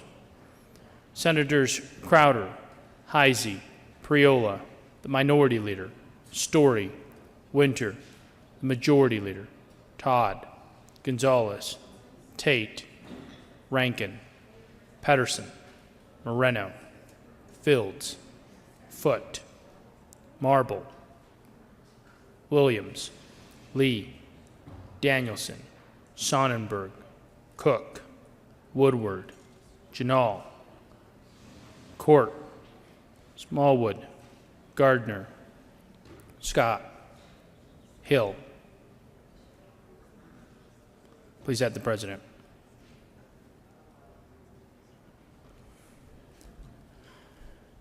Mr. Carpenter, please read the title to Senate Bill 190. Senate Bill 190 by Senators Todd and Rankin, Representatives McLaughlin and Wilson, concerning measures to increase the number of individuals who are well prepared to teach in public schools in connection with creating the Growing Great Teachers Act and making an appropriation. Senator Todd. Thank you, Mr. President, and good morning, colleagues.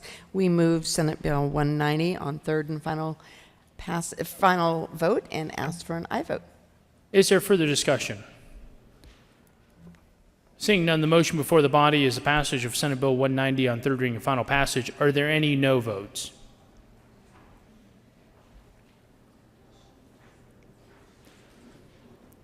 With a vote of 34 ayes, 0 noes, 0 absent, and 1 excused, Senate Bill 190 is passed. Co-sponsors.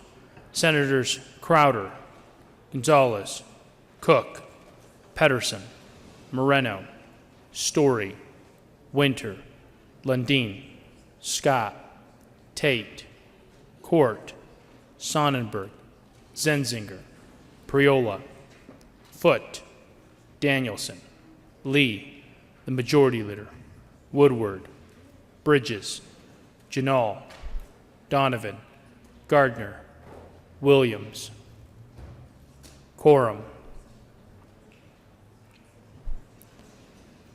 Please add the President. Senator Marble.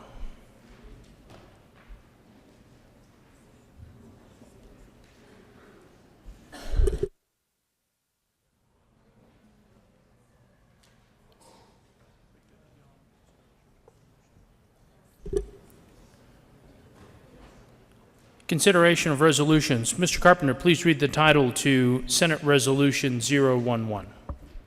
Senate Resolution 11 by Senators Garcia and Holbert concerning changes to the rules of the Senate to implement workplace policies of the General Assembly. Mr. Minority Leader. Thank you, Mr. President. I move Senate Resolution 11. Is there any discussion? Mr. Minority Leader. Thank you, Mr. President. Members, I believe before Friday, May 3rd, we will see at least 3 pieces of legislation. A Senate resolution that you have here, a House resolution, a bill, which I believe is already listed on your Senate calendar, and a joint resolution, which will ultimately amend Joint Rule 38. This is the first step in that effort, and I am grateful, Mr. President, to work with you, also the members of the interim committee that met last session. Some of the questions that I have received, and I believe others in the executive committee have received, probably point toward the pending joint resolution. Few of those questions have been answered by this first piece of legislation, the Senate resolution, but I think it's worth pointing out some of the key differences. One of the places where I believe the interim committee and the executive committee have unanimous agreement is that the current process for filing a complaint is unnecessarily confusing because of the number of people to whom a complaint could be directed. Under this new scenario, when we're done with these 4 pieces of legislation, we will have a process, I believe, that would allow anyone who wants to file a complaint to go to our new office downstairs headed by Mr. Ben Fitzsimons. That takes away the complexity of which chamber and which person, which reporting person, or their opposite gender report person should receive a complaint, and would simplify that process. From there, if a formal complaint is advanced, it would no longer go to chamber leadership, but to a committee in one or the other chamber, depending on who would be the subject of that complaint. In the Senate, we would propose in this resolution that the Senate Workforce Harassment Committee be comprised of 4 members of the Senate, 2 from either caucus, and appointed by either the majority leader or myself. Then that committee would have the opportunity to work with Mr. Fitzsimons. They could bring in outside experts if they so wish. They would make a recommendation to leadership on what the appropriate action should be. So you are certainly entitled. I hope you have read through Senate Resolution 11. Again, Mr. President, I appreciate your input and our co-sponsorship of the resolution, and I hope that this is a good start to the process of amending our joint rule, our policies, and how each chamber handles these situations. Ask for an aye vote. Is there further discussion? Senator Winter. Thank you, Mr. President.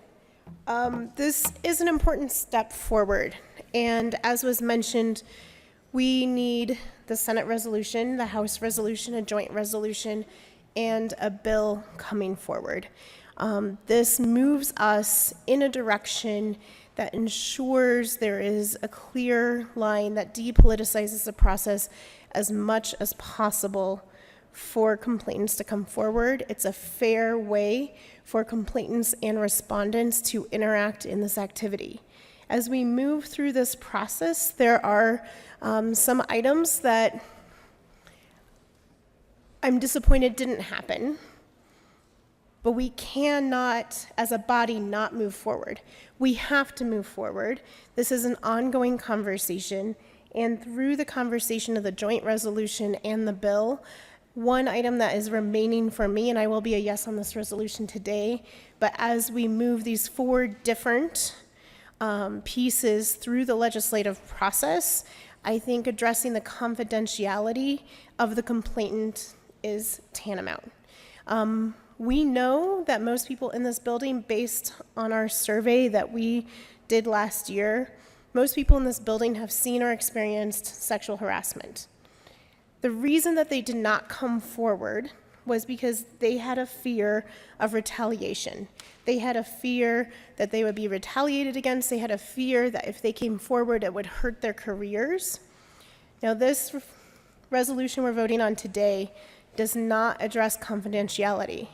But that's because if we address confidentiality today, it doesn't actually mean anything when we don't have a bill that addresses CORA, which we are also bringing forward. So in one of these, whether it's the bill or the joint resolution, we have to address the confidentiality of the complainant. Because I think if we end up in a place where the complainant is going from only one person that's elected knowing who they are to going to 4 people that are elected knowing who they are, that's problematic. So I look forward to working through this process to make sure we do address this confidentiality concern, but this is one step out of 4 that we need to take, and I support this resolution today. Further discussion. Senator Gardner. Thank you, Mr. President. Colleagues, I had the duty to serve on the interim committee, the interim legislative workplace committee meeting, and was joined by then Representative Winter and my colleague, well, and I should say the senator from Westminster, formerly known as Representative Winter, and my colleague from Commerce City. This was a difficult topic. The resolution you have in front of you represents a piece of that work. The bill that you will see later is the overarching piece of that work. One of the important outcomes of our work and really of our experience over the past 2 years has been the creation of a legislative workplace office as a focal point for the reporting of complaints, concerns, and to deal with them as is appropriate, whether that be informally or formally, because there are a range of things.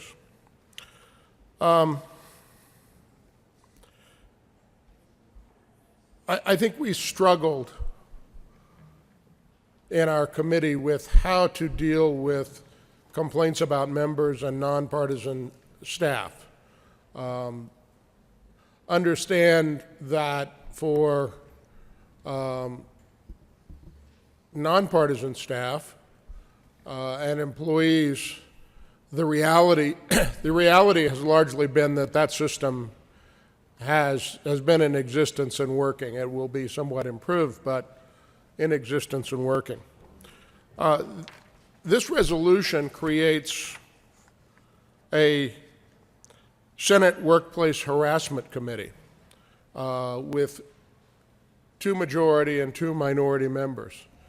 And I will tell you that there are many unenviable tasks that we have as legislators, amongst all of the glamour that all of you enjoy. There are unenviable tasks, and being asked to serve on this committee will be one of them, because members serving on this committee will need to rise above partisan issues and behave and consider things in an objective manner, and do so with the good and the reputation of the institution and our responsibilities to the people of the state of Colorado. I do believe that this resolution sets a good framework for that with the Legislative Workplace Harassment Committee. It gives a place for formal complaints to be heard and dealt with, and for recommendations to come from there to the Legislative Council to this body. But let me say one very important thing to the chamber. We have created a structure, we have created a framework, but at the end of it all, the responsibility for holding ourselves and any member of this chamber accountable rests with us. The responsibility is ours. The reputation is that of this chamber and the General Assembly. I commend and express my personal appreciation to the President and the Minority Leader for bringing this resolution to create that framework. I ask each and every one of you, as I frankly ask myself, to live up to the ideals and the responsibilities that we have to the people of Colorado for both our oaths, for the reputation of this chamber, and for the good of the people of Colorado. Thank you. Mr. Minority Leader. Thank you, Mr. President. I appreciate the comments from the good senator from Adams County and also our colleague from El Paso County. I don't want to overlook the input of the majority leader. Those three of us who currently serve on the executive committee and did last year have spent time with this. I also want to recognize now Speaker Becker in the House, former majority leader. She and I had the opportunity to work through this issue last year as the two majority leaders. I truly believe that this is a step in the right direction. It brings balance and simplicity to a difficult process. One of the things that I experienced last year was reading Joint Rule 38 in context of complaints. I had read it before, but in the context of any one of the given complaints that we dealt with last year, it became evident to me that it was overly complex, unnecessarily complex. And I think that whoever were in leadership, whoever were the members of the two chambers, whenever that year was that the current Joint Rule 38 was adopted, I don't think for a moment that they intended for it to be overly complex and difficult. I hope with the adoption of this resolution, and ask for your aye vote, and the subsequent three pieces of legislation that we'll see, I hope that we will have a system that our successors, people who stand here in the well 5 or 10 or 20 years from now, might look back on this current process and say that we got something right, that it isn't overly complex, and that it does serve everyone who works here in this incredible building, serves them well. Ask for an aye vote, and thank you, Mr. President, again for your input and leadership on this issue. Is there further discussion? Seeing none, the motion before the body is the passage of Senate Resolution 11. Are there any no votes? With a vote of 34 ayes, 0 noes, 0 absent, and 1 excuse, Senate Resolution 11 is passed. Co-sponsors: Senators Gonzalez, Lee, Moreno, Pedersen, Zenzinger, Todd, Cook, Crowder, Story, Gardner, Woodward, Bridges, Court, Heisey, Priola, Fields, Smallwood, Foote, Coram, Janal, Lundeen, Tate, Rankin, Williams, Scott, Sonnenberg, Marble.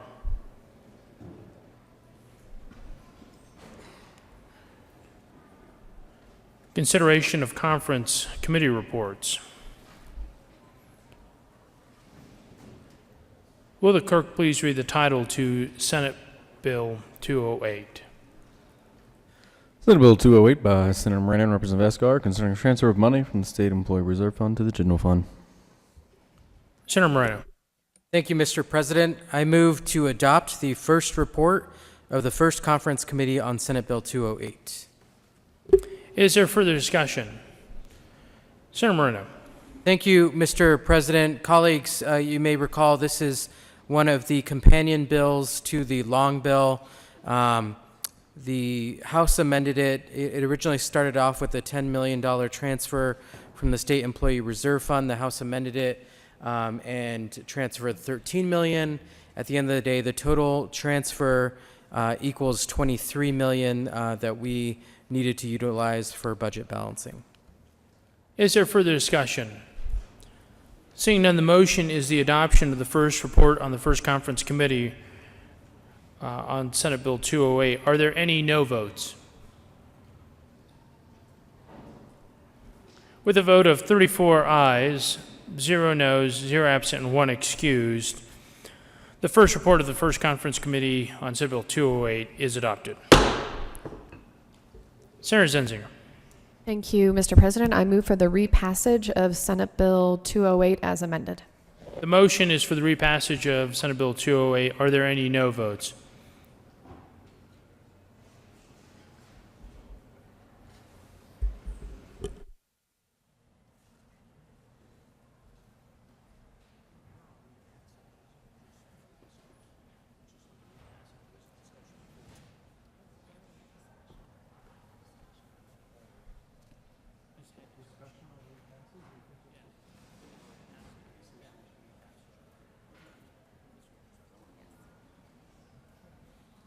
Is there discussion?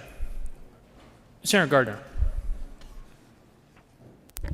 Thank you, Mr. President, and I will be brief. I will once again be a no vote on Senate Bill 208.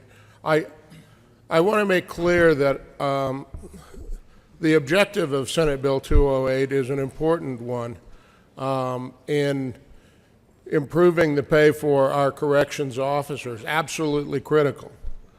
But what we have chosen to do in 208 is move money from a reserve fund into the budget, where we will have built this as part of the budget base.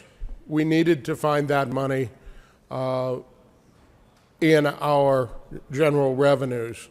So I want to be clear that I support improved pay for corrections officers, for retention, for improved training, longevity, and so forth. But this is not the way to do it, and I'll be a no vote. Thank you, Mr. President, for your indulgence. Is there further discussion? Seeing none, the motion before the body is the passage of Senate Bill 208 on repassage. Are there any no votes? Senators Gardner, Sonnenberg, Marble, Lundin, Woodward, Smallwood, Hill, Scott.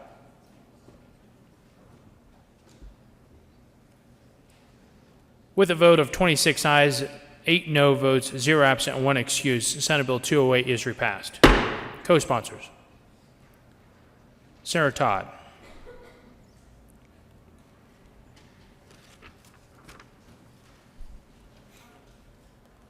Senator Gonzalez.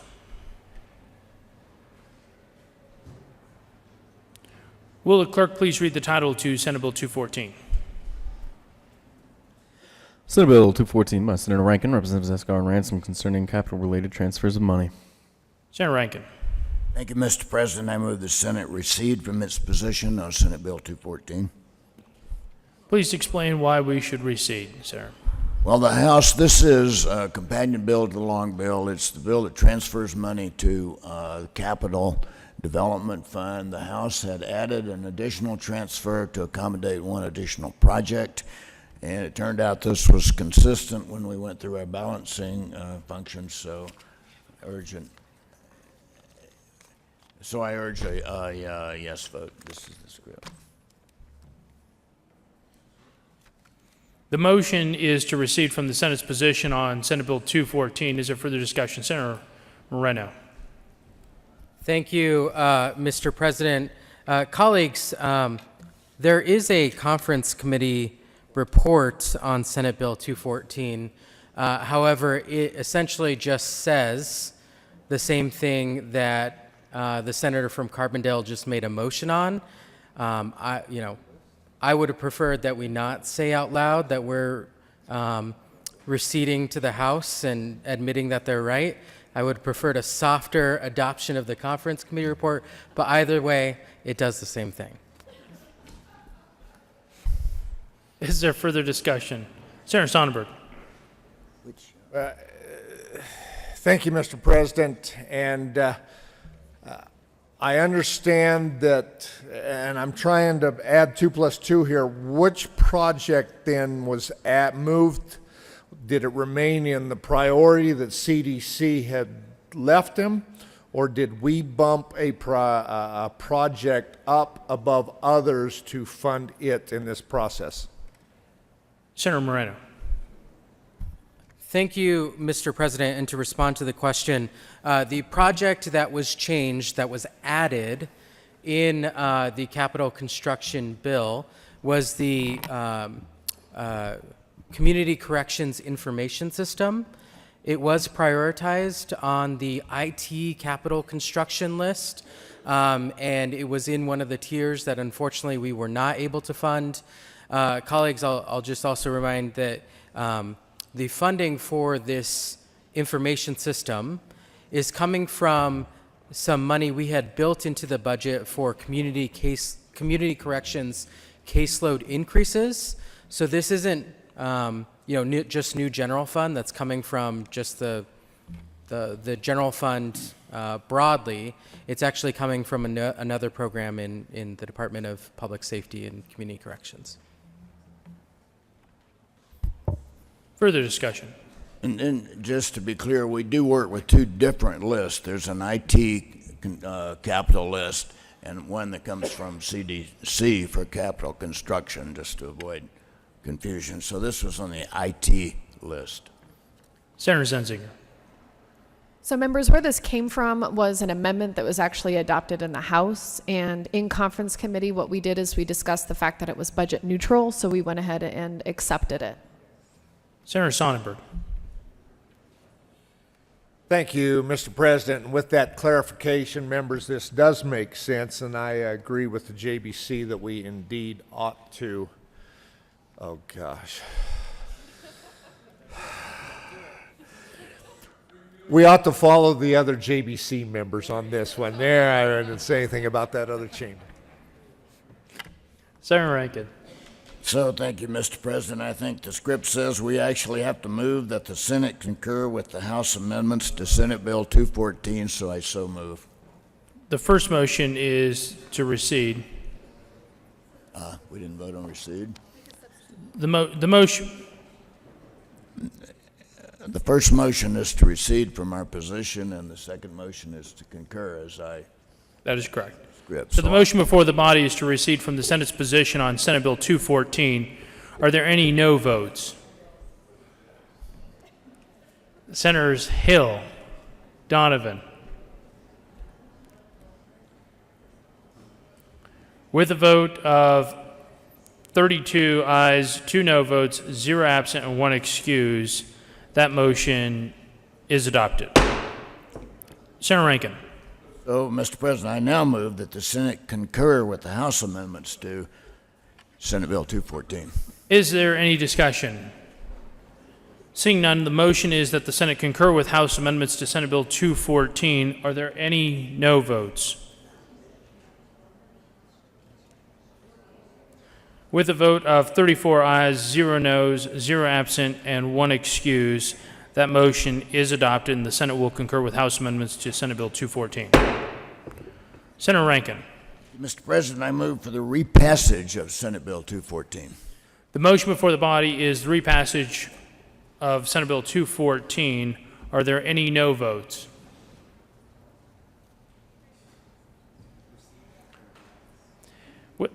With a vote of 34 ayes, 0 noes, 0 absent, and 1 excuse, Senate Bill 214 is repassed. Co-sponsors.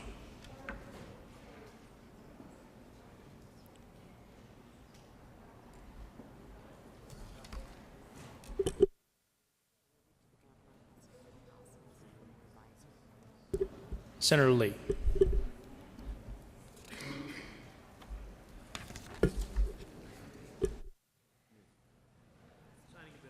Signing of bills. The President has signed Senate Bill 2207. We can do that or deliver it from the governor. Delivered to the governor. To the governor for signature on Wednesday, April 17, 2019 at 8:24 a.m. Senate Bill 207. Message from the House. House has passed on third reading and changed with advisory statutes. House Bill 1260, 1305. The House has passed on third reading and changed with advisory statutes. House Bill 1280, 1051, 1193, 1269, 1045 amendments put in the House Journal. April 16, 2019. The House has passed on third reading and changed here with Senate Bill 64, 2001, 200. The House has passed on third reading and changed with advisory statutes. Senate Bill 189, 4. Amendments put in the House Journal. April 16, 2019. Message from the Reviser. We herewith transmit without comment House Bill 1216, 1305 without comment as amended. House Bill 1045, 1051, 1193, 1269, and 1280 without comment as amended. Senate Bill 4 and 189. Announcements. Senator Tate. Thank you, Mr. President. Two things. First, an announcement here. Today is Colorado Golf Day. As has become our custom, today, which is Wednesday the 17th, is the Wednesday after the Masters. We always have this as Colorado Golf Day at the Capitol. We have in the Capitol building here today, starting this morning and through lunch, I believe, the Colorado Golf Coalition is here. That's a coalition of the Colorado Golf Association, the Rocky Mountain Golf Course Superintendents Association, the Mile High chapter of the Club Managers Association, and the Colorado section of the PGA. And so if you see those folks, please give them a welcome. Senator Tate. Thank you, Mr. President. I request a moment of personal privilege. Granted. Thank you. Members, we have some special guests here. Following up on last week's Masters in Augusta, we are particularly excited to welcome two amazing young golfers who competed last week at Augusta National in the drive, chip, and putt competition. We have Caitlin Chin, who is a sixth grader at Challenge School, where my kids went to elementary and middle school. And then we have Bede Bunta from Thunder Ridge Middle School. Besides being excellent golfers, they have shown today the concentration and patience you need for golf, because they've been waiting there patiently since 9 a.m., laser-like focused on this moment. And I ask all of us here to give them a nice round of applause for their successes at Augusta National Golf Course.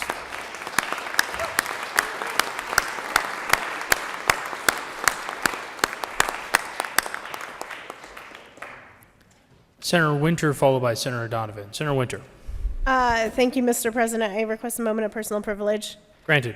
So I'm also excited to welcome all the golfers here today and wanted to just read a brief tribute for a particularly special golfer that's one of my constituents, Jennifer Capucho. And so I will read her tribute. The Colorado Senate, convened in the first regular session of the 72nd General Assembly, hereby extends heartiest congratulations and commendation to Jennifer Capucho. The Colorado State Senate congratulates Jennifer for winning the inaugural Augusta National Women's Amateur Champion on Saturday, April 6, 2019 in Augusta, Georgia. Jennifer's historic win was the first time a woman has won a golf tournament at Augusta National Golf Club, the home of the Masters Tournament, and was a remarkable show of golfing talent. Jennifer, a Colorado native, is current student at Wake Forest University and the #1 ranked women's amateur golfer. Prior to attending Wake Forest, Jennifer played golf at Jefferson Academy and won the girls' 4A state golf championship twice. The Colorado State Senate would like to extend their congratulations and best wishes to Jennifer in her future ambitions. Jennifer's record of dedication, talent, and sportsmanship brings great honor to our state, and the Colorado Senate could not be happier for her on this major accomplishment. On the request of Senator Faith Winter, given this 9th day of April 2019, signed Leroy Garcia. So congratulations to Jennifer for her accomplishment. Mr. Minority Leader. Thank you, Mr. President, and thank you to the senator from Adams County, Westminster specifically. My wife and I had the opportunity to tune in to the first women's tournament at Augusta National, and it was some of the most exciting golf I had ever seen. It was just spectacular. As a young man, my best friend, or at the time, his father became the superintendent of that golf course, and I've actually had the opportunity to be there twice. It is an amazingly beautiful place. But to the good senator from Westminster, thank you for recognizing Jennifer and her accomplishment. And an amazing glass ceiling was shattered at Augusta National with some of the most exciting golf I've ever seen. Congratulations. Senator Janal. Thank you, Mr. President. Tomorrow, Thursday, noontime, room 357, Clock Caucus is going to be the last time the Clock Caucus meets this session. And we're going to have a presentation from the Denver Public Schools Center for Talent and Development. These students were here last month looking at the reintroduction of wolves and have great perspective from both sides of the issue. So please come and join us along with other representatives from 4 farm animal rescue groups that are going to describe their organizations. Lunch is provided, and please RSVP. You have this on your desk, so RSVP and you'll get a great lunch. Thank you. Senator Todd, followed by Senator Crowder. Thank you, Mr. President. And 2 quick announcements. One, education. We have 2 bills that did not make it to the calendar for tomorrow. Senate Bill 246, which is school finance, and Senate Bill 247, which is teacher evaluation bill. So that is tomorrow during education. Second announcement is I have very, very exciting news. I think we are always excited when we see and hear about accomplishments of any of our Colorado students. And so today I am going to ask you to join me in honoring a very special young lady. I have a tribute for her. And do I need to ask for, no, may I ask for a moment of personal privilege? Granted. Thank you. So the Colorado Senate convened in the first regular session of the 72nd General Assembly hereby extends a heartiest commitment and commendation to Lorena Munoz, and she's here in the chamber with us today. The members of the Colorado State Senate are proud to recognize Lorena Munoz for being selected as a 2019 Boettcher Scholar. That is a very elite group. As an intern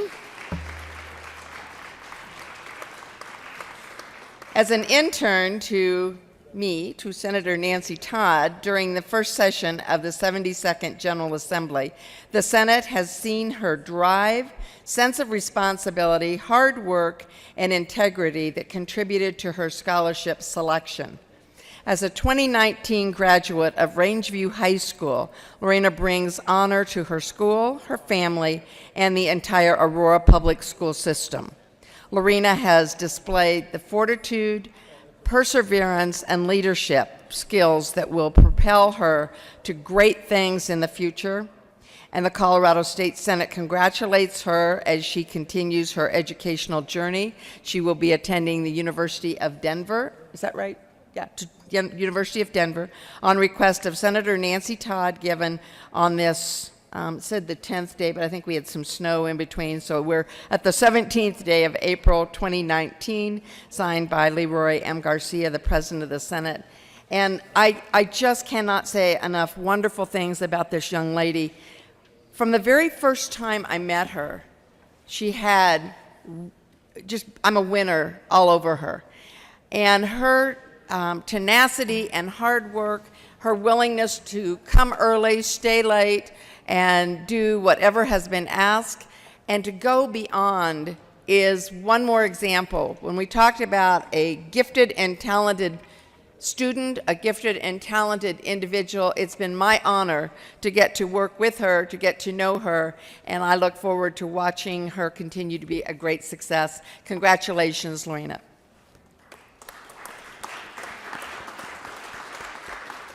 Senator Crowder.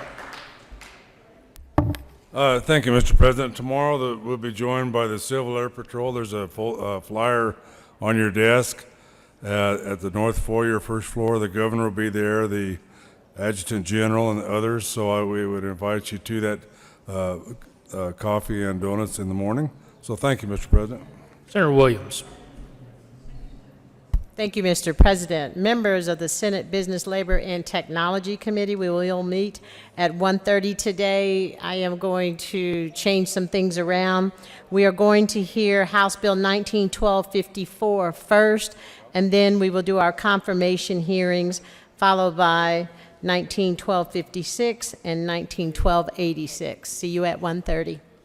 Senator Lee. Thank you. Thank you, Mr. President. I request a moment of personal privilege. Granted. Thank you. Today, we honor and congratulate and Conflict Resolution Month leaders, advocates, and volunteers as we celebrate Conflict Resolution Month. It is appropriate that we bring this tribute today after our marathon session last night, during which we passed multiple bills by consensus for the people of the state of Colorado. We did so with civility and compromise.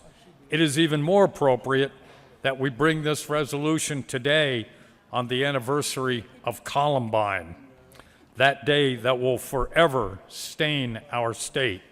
It is the antithesis of conflict resolution to resort to violence.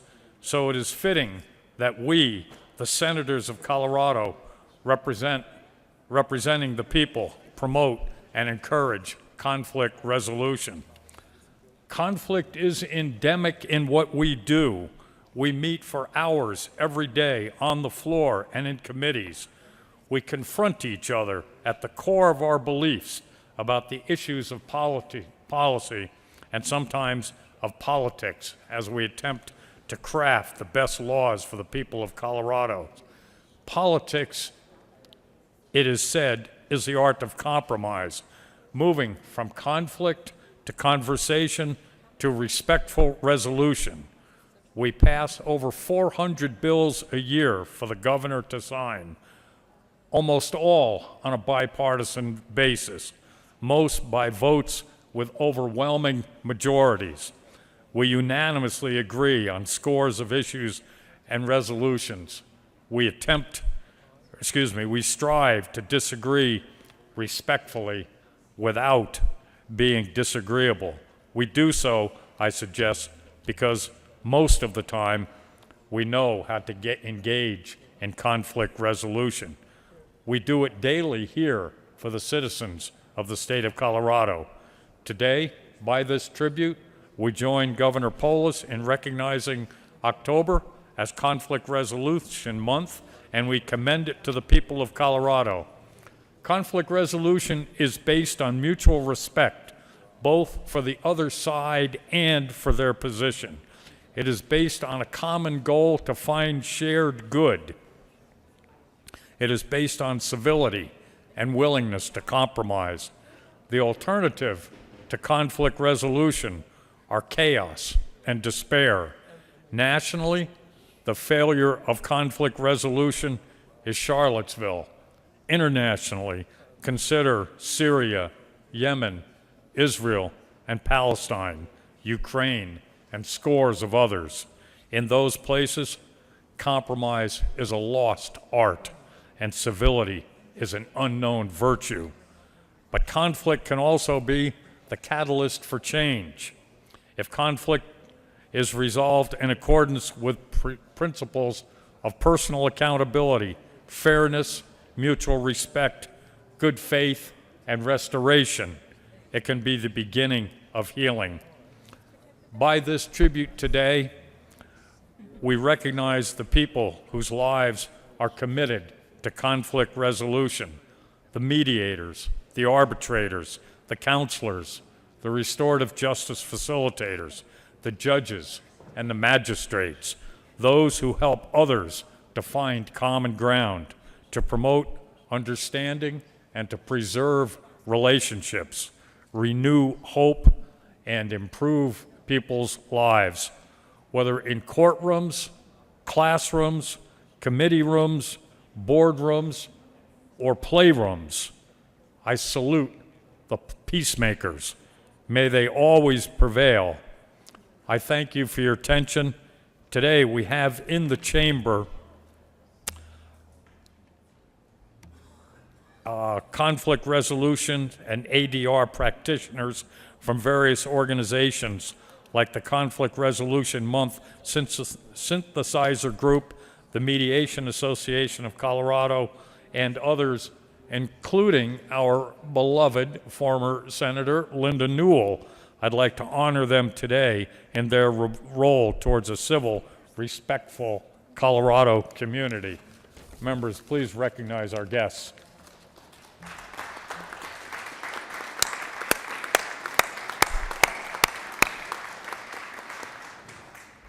Senator Lee.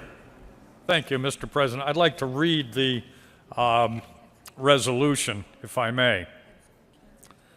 The Colorado State Senate recognizes Colorado Resolution Month in Colorado and its hundreds of volunteers and professionals across the state.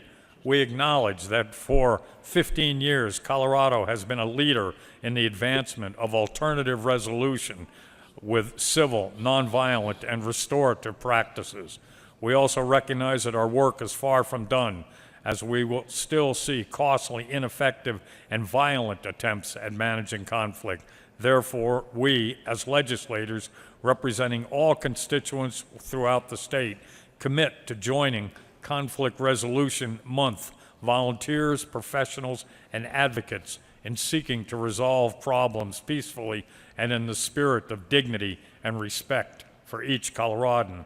We, the members of the Colorado State Senate, hereby celebrate and honor October 2019 as Conflict Resolution Month in Colorado and invite Coloradans to attend or create events to encourage the use of productive conflict resolution in their communities.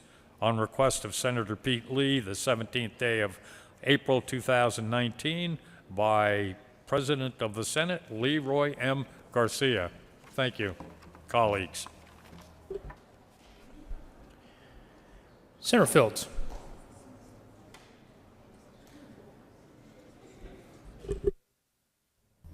Thank you, Mr. President. I have a brief announcement for those who are members of the Senate Health and Human Service Committee. We have 2 bills up, and we're laying over Senate Bill 134. We are going to convene in 15 minutes, so that will be 11:40. See you there.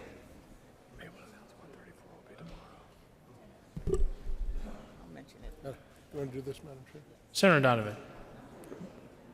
Senator Gardner. Thank you, Mr. President. If you're wondering what you're going to do for lunch in these quick times, let us make a suggestion.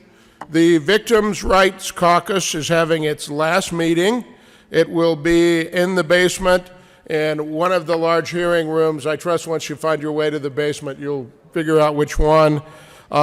District Attorney Jim Bullock from the 16th Judicial District will be talking about current crime rate trends and how that translates in our communities and society with additional victims and the challenges that represents. So, last meeting of Victims' Rights Caucus in the basement. There'll be a sandwich there for you if you'd like to come by and listen to DA Jim Bullock. Thank you. Senator Donovan. Thank you, Mr. President. Committees, members of the Ag Committee, we will be meeting in 15 minutes. So we will see you in Ag Committee at 1:45, and as all upon adjournment committees will need to wrap up by 1:30, we will need to be efficient in our testimony and committee operations day. So see you promptly at 15 minutes after adjournment. Thank you.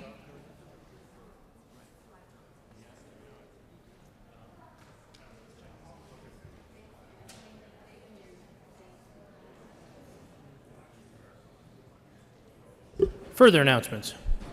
Seeing none, Mr. Majority Leader.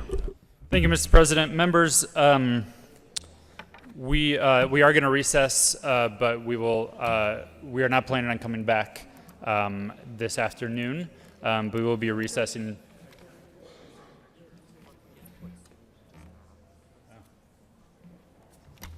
scratch that. Committee reports. April 16, 2019, the Committee on Transportation, Energy has under consideration heading with the following appointments. Recommends appointments to be confirmed. Members of the Colorado Aeronautical Board for terms expiring December 19, 2021. Charles M. Myers, Developer, Colorado, serves as a member of the Eastern Slope and represents local governments that operate airports. Reappointed. Kenneth Edward Mampa, Mountain Village, Colorado, serves as a member from the Western Slope and represents local governments and operates airports. Appointed. April 16, 2019, Committee on Transportation and Energy, after consideration of Mayor's Committee as following. Senate Bill 236 be amended as follows as submitted before the Committee on Finance. The favorable recommendation. April 16, 2019, Committee on Transportation and Energy, after consideration of Mayor's Committee as following. House Bill 1003 be amended as follows as submitted before the Committee of the Whole with a favorable recommendation.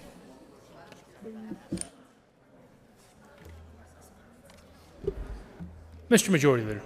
Thank you, Mr. President. Members, so again, we will be recessing. You do not need to come back. We are not planning on doing more business on the floor this afternoon. Also, a reminder, as we've sort of said from the beginning, we are planning on being here on Friday. We have a lot of work to do, and with all of the bills that are coming out of appropriations and coming over from the House, and without consensus on what we are bringing up on special orders, that means that we are just delaying the work. We are not reducing the work. So we will be here Friday for business. Please assume from here on out that there will be late nights, that we will be coming back to the floor after committees, et cetera, to clear out the calendars as best as we can over these next 10 or so days leading up to the end of session. With that, Mr. President, I move the Senate stand in recess until 2 p.m. today. You've heard the motion. All those in favor say aye. All those opposed, no. The ayes have it, and the Senate will stand in recess until 1400 today.